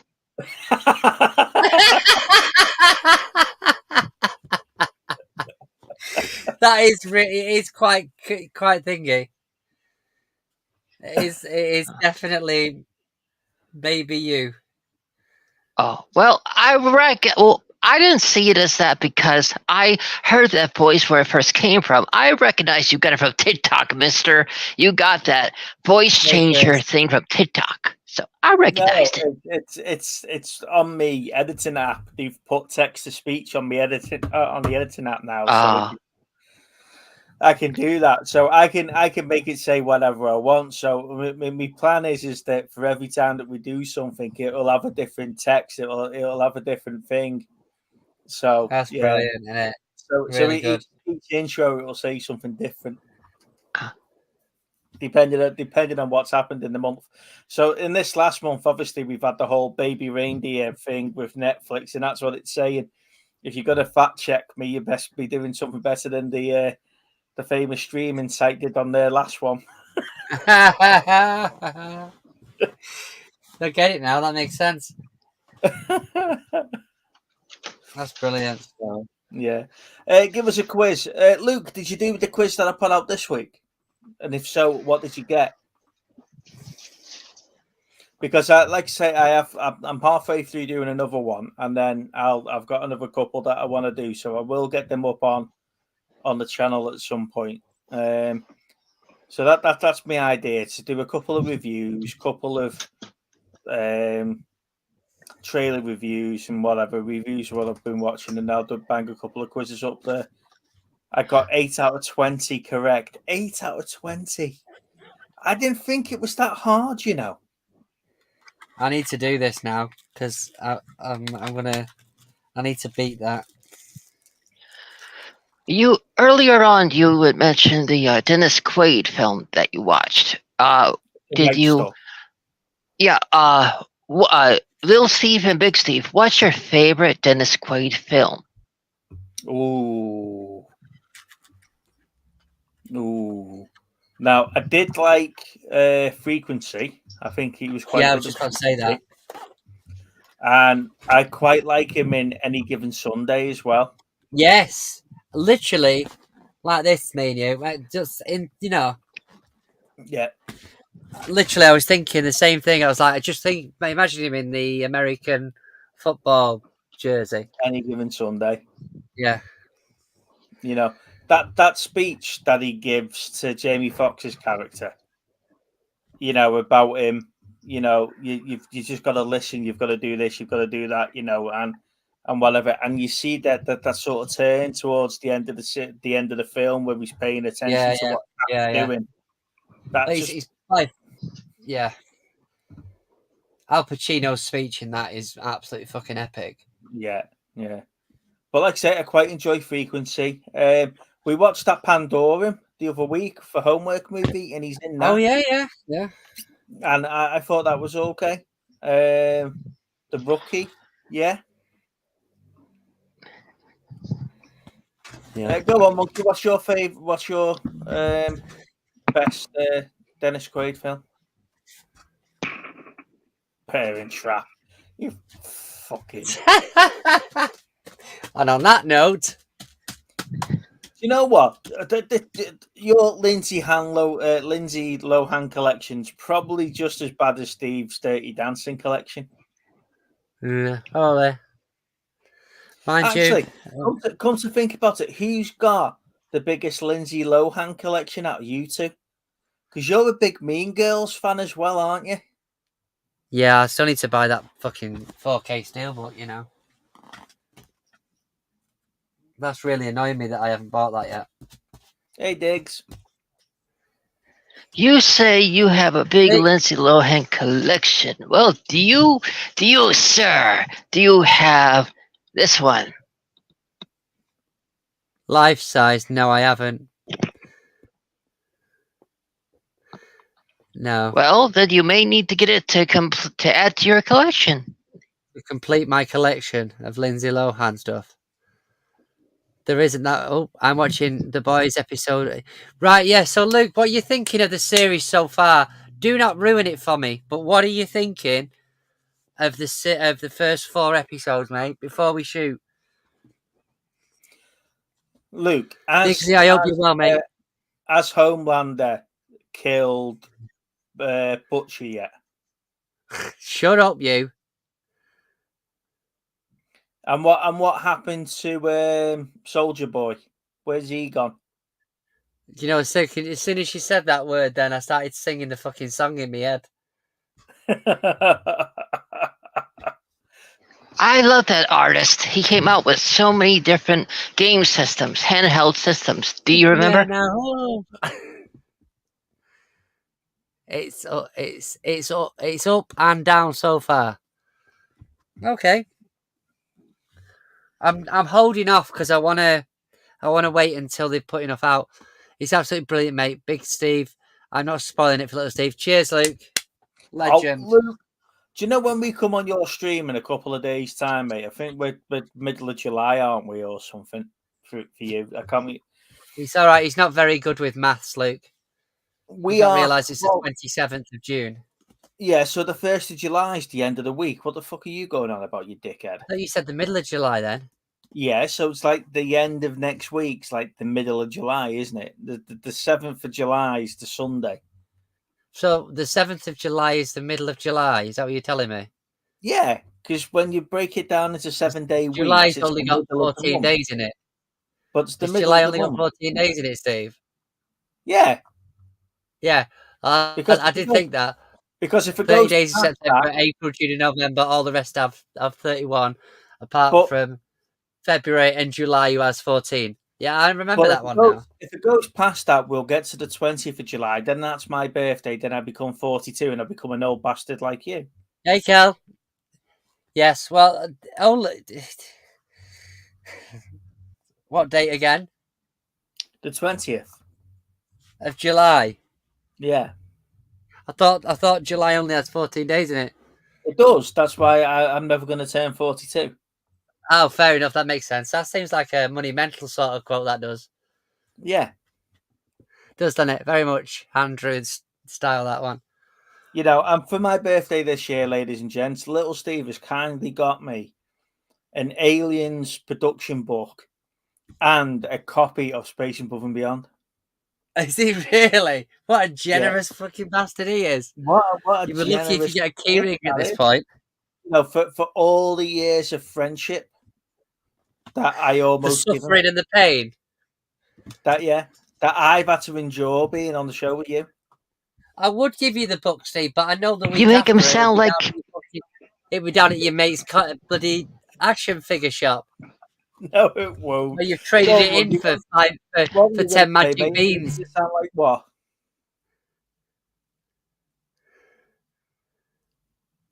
Monkey. He's going to start talking, isn't he? He's going to start talking in a sec. I know you're going to trade that book in for like 5 magic beans, Steve. He's composing himself now. You made it sound like your time with him has been like having kidney stones. It has. It really has. It's like I've had to piss him out.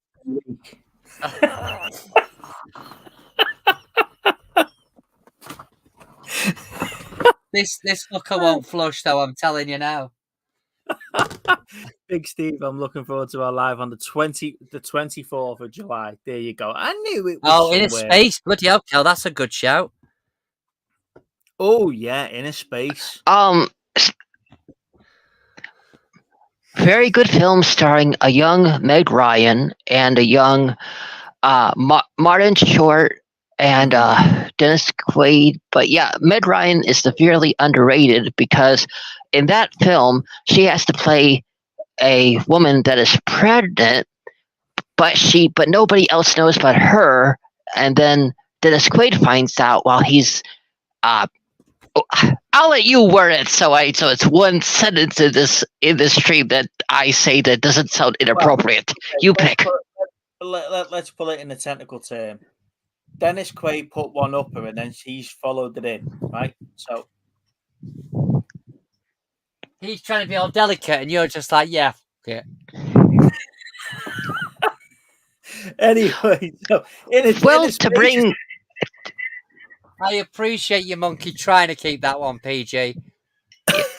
I try. Space, great movie. But it's a question for you. Then you say Meg Ryan's an underrated actress in that particular point. One of the films that I think she's there's two films I think she's underrated in. One is City of Angels. Pardon me, City of Angels. And the other one is Courage Under Fire. Yeah, good film. Yes. That is one of my favorite Meg Ryan films, but I'm going to show you one and you tell me if you've seen it. It's my favorite underrated film she's in. Hold on, fellas. And yes, she's wearing clothes on the cover, so don't worry. We just have to check.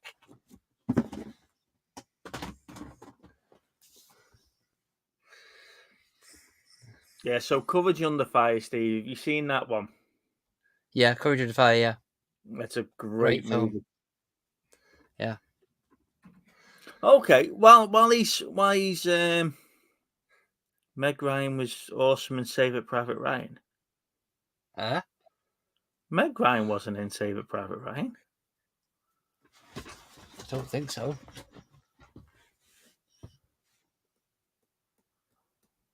No, he was pulling a joke.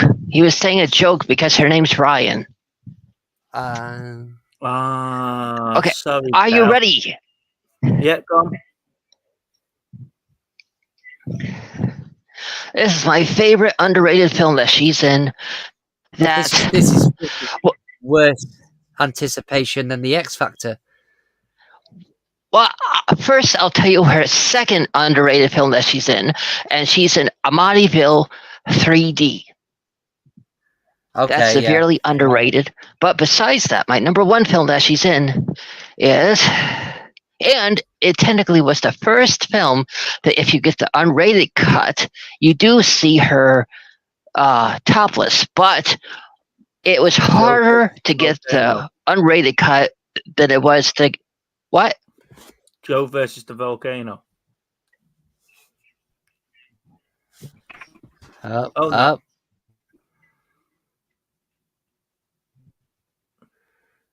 Oh, what's it called now? Something to Kiss.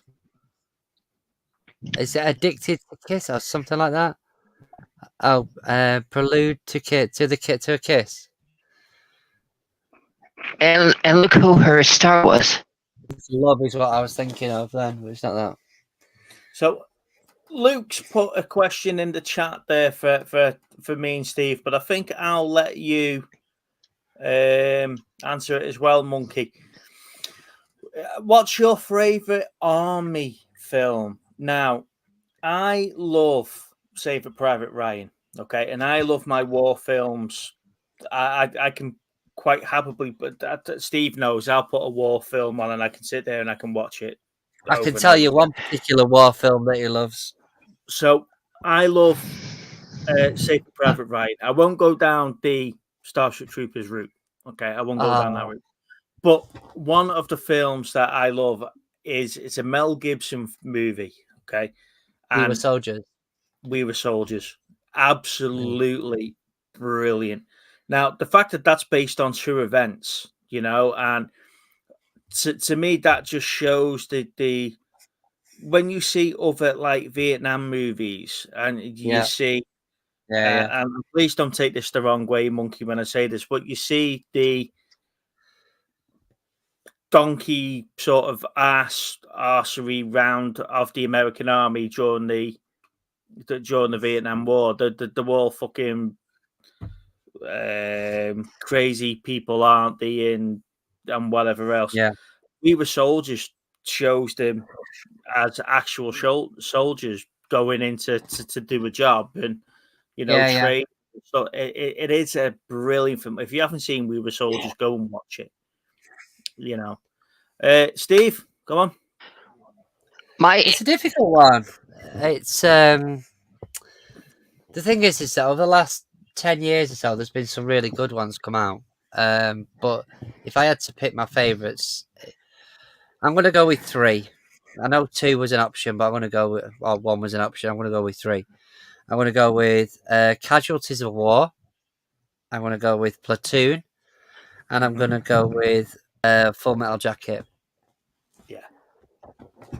Full Metal Jacket is amazing. That would be the ones. But like I say, there's a lot recently. Like I think I enjoy things like American Sniper, The Hurt Locker, Lone Survivor or Soldier, whatever it's called. There's been some really good ones recently. But they tend to, every 10 years or so, they tend to chuck out some good ones. See, the thing for me, and I'll let Monkey answer it in a minute. The thing for me is that Saving Private Ryan is right up there with when you mention war films. But when you take the essence of Saving Private Ryan and then you put it into a TV series and you get something like Band of Brothers. Oh, yeah, absolutely. You know, and then you look at some of the war films we get now, it doesn't hold up to that. No. And that's the worst part of it for me. Kel's put here she loves Zulu. Yes, that's brilliant. Michael Caine is absolutely amazing in that film. Battle of the Bulge and the Dam Busters. If you get a chance to go up to the Lady Bower Dam up in the Peak District, that's where they were doing all the testing. And then every couple of years they do, when it's like a 5 and 10 year anniversary of them, they actually fly the Lancaster over the top of the dam, and it's you know, it'll be brilliant to see. But every time that we've gone to see the Lancaster, it's never been flying, unfortunately. Monkey, would you like to answer the question, mate? Your favorite war film? I would say I have one. I have one that is a Criterion, and that is the Great Dictator. I also have this that I can show, which is the documentary on Hitler. Okay. And then I have this one, which takes place during one of his many camps, because he had so many camps that, like, basically it was like, just because he sponsored it, he had all these different camps that did experiments and different things to try to make an impact on the world. And this is that I think his name was Roger Corman. This is the film that he did that was so bad he hated that he did it, and that is there, that, and then another one technically is called this. See, right, is this like Hitler's greatest hits or what? Well, he was in the war. He caused it. But besides that, I would say my greatest American one and Vietnam one would have to be the greatest beer run ever. And that's the one with Zac Efron. Huh? Yeah, Zac Efron he's in a movie about a beer run where he is a buddy of somebody that went off to like Vietnam War, and he traveled all that distance just to bring him beer. All right. So, speaking of Zac Efron, I watched The Iron Claw the other day. That was quite good. I haven't had a chance to watch that yet. I'm really wanting to watch it. You need to watch it. You need to watch it. The history of that family is amazing. Yeah, it's mental, isn't it? I think the older that he's getting, the better he's getting at portraying these characters. Yeah, I agree. We're going back to war films, there we've missed some classic ones. You know, you've mentioned the Platoon. We've got a few in the chat there. Hacksaw Ridge, like say the Dam Busters. But there's films in there like Schindler's List and The Boy with the Striped Pajamas. You know that I know that it's not necessarily a war film, but it's the camp and stuff like that. It you know, and that never fails to bring a tear to your eye at the end of The Boy with Striped Pajamas. Yeah. I think the thing is, Steve, is that like it's a particular genre that is constant. It never gets old. It's constantly, Mm. you know, bringing out more and more. It's not like, you know, if you have a spat of pirate movies or something like that. It's something that they constantly churn them out, and I think for me it makes it very difficult to go, you know what, that's the definitive, that's the one. You know, I look at Full Metal Jacket, and obviously a director is just one of the best directors ever. You know, and then, you know, if I don't know, I'm trying to think now, Tarantino. You know, if Tarantino brings out a proper war movie, like it would probably be amazing. You know, it's just, I think while we've all got our own sort of If you set of think of it, favourites, if you there's think of it, some Inglorious things- Bastards, right? But yeah, set in actual history, in yeah, an actual timeline, I think that would be yeah, a great film. Dave's put on their Bridge Over the River Kwai. Yeah, again, brilliant movie. You know, Empire of the Sun, great What film. about that Tom Cruise one?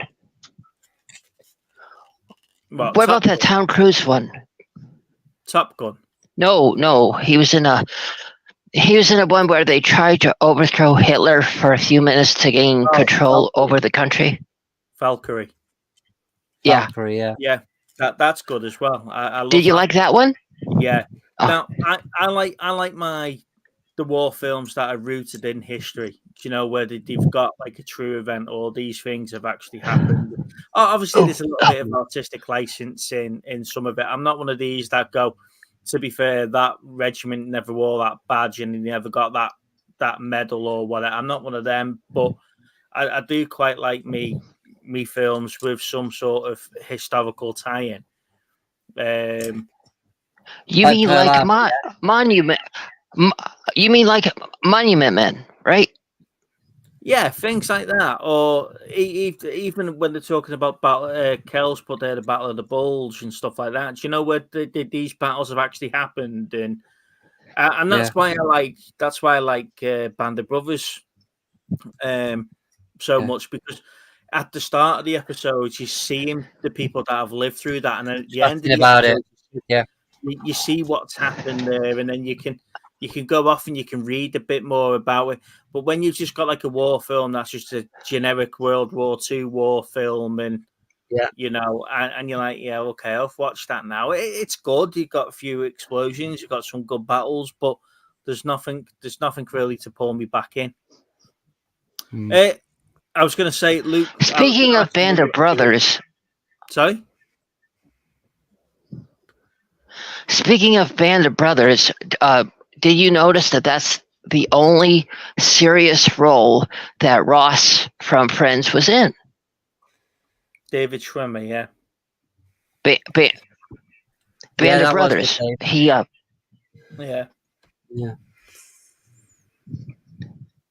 Oh, what was his character that he called that he played? And I thought it was interesting that in that show, that in Band of Brothers, they showed and you heard the sad truths that some people that were stationed in houses of people that lived there, they didn't. People that worked didn't have a phone. If the people they're staying with did not have access to a phone. Well, that was the that was the episode, wasn't it, where he tried to court-martial Damian Lewis's character because he tried to change his orders. And he said, yeah.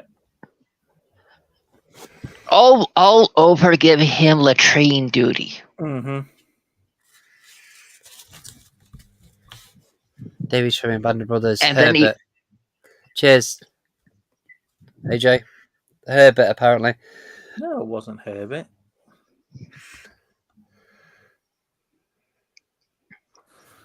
Are you saying that AJ's wrong? Because that doesn't happen. Are you questioning? I agree AJ? with Little Steve. Are you questioning? I agree AJ, with right? Little Steve. I'm sorry, AJ. I was saying. I've been trying to agree with you, little Steve, that AJ's always right. I know. I heard. I'm still in shock that that Stevie's still questioning it.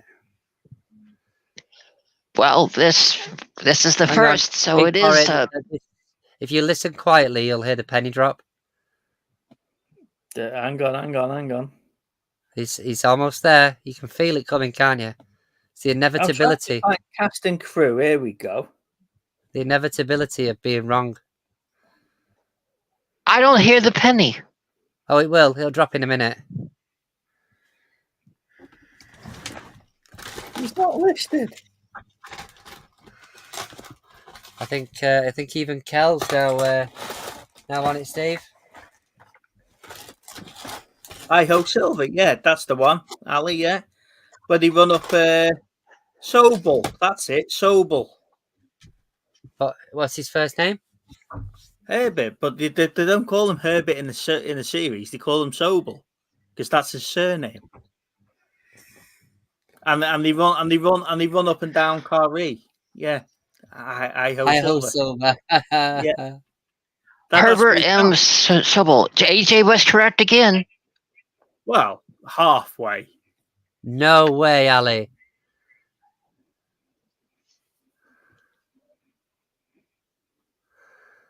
Actually, I've vaguely heard something like that. Sergeant guy from Band of Brothers. Yeah, it was Mac. What's his name? The one that plays. He got shot in the ass and come back. He was in Arrow. He was in Arrow. Yeah. Something McGonagall or something. McGonagall's from Harry Potter. No, the actor's name. Right, come on, Steve. Let these nice people go and enjoy the rest of the evening, including myself.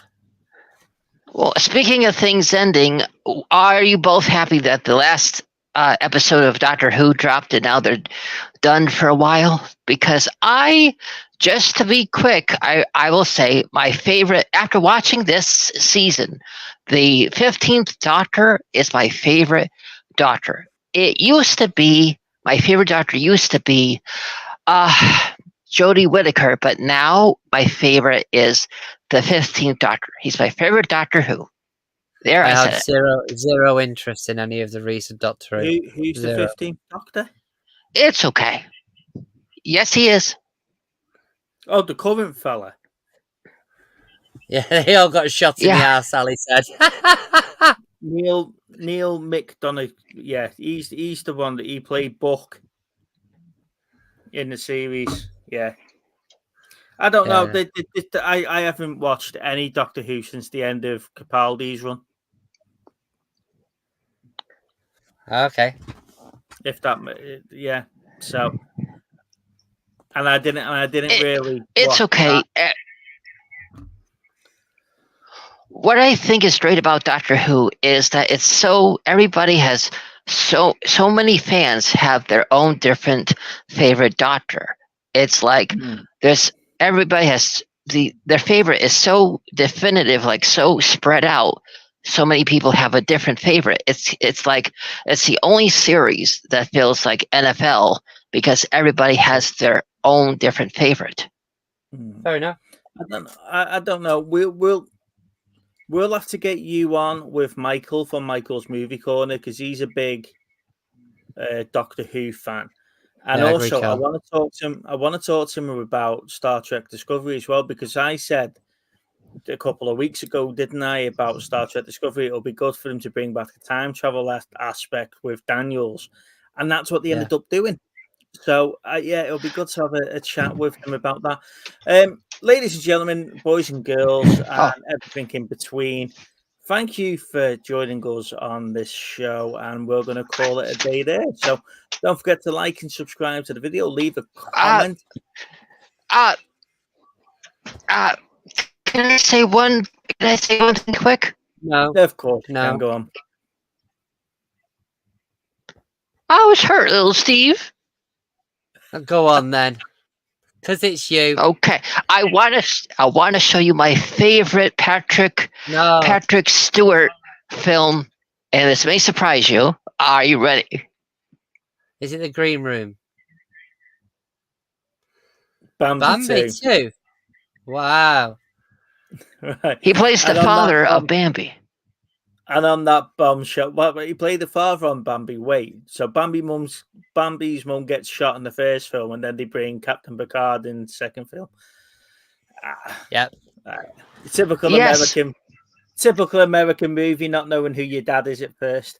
Right, we'll on that note, we'll. Oh, he's gone. Oh, must have offended him. Thanks, Where's he Monkey. Bye. Right. Bye. Hope you enjoyed guys. that. If you did, don't forget to like the video, leave a comment, and subscribe to the channel. Now you've done that, why don't you go and check out some of the other videos. Bye-bye for now, and hope to see you on the next one.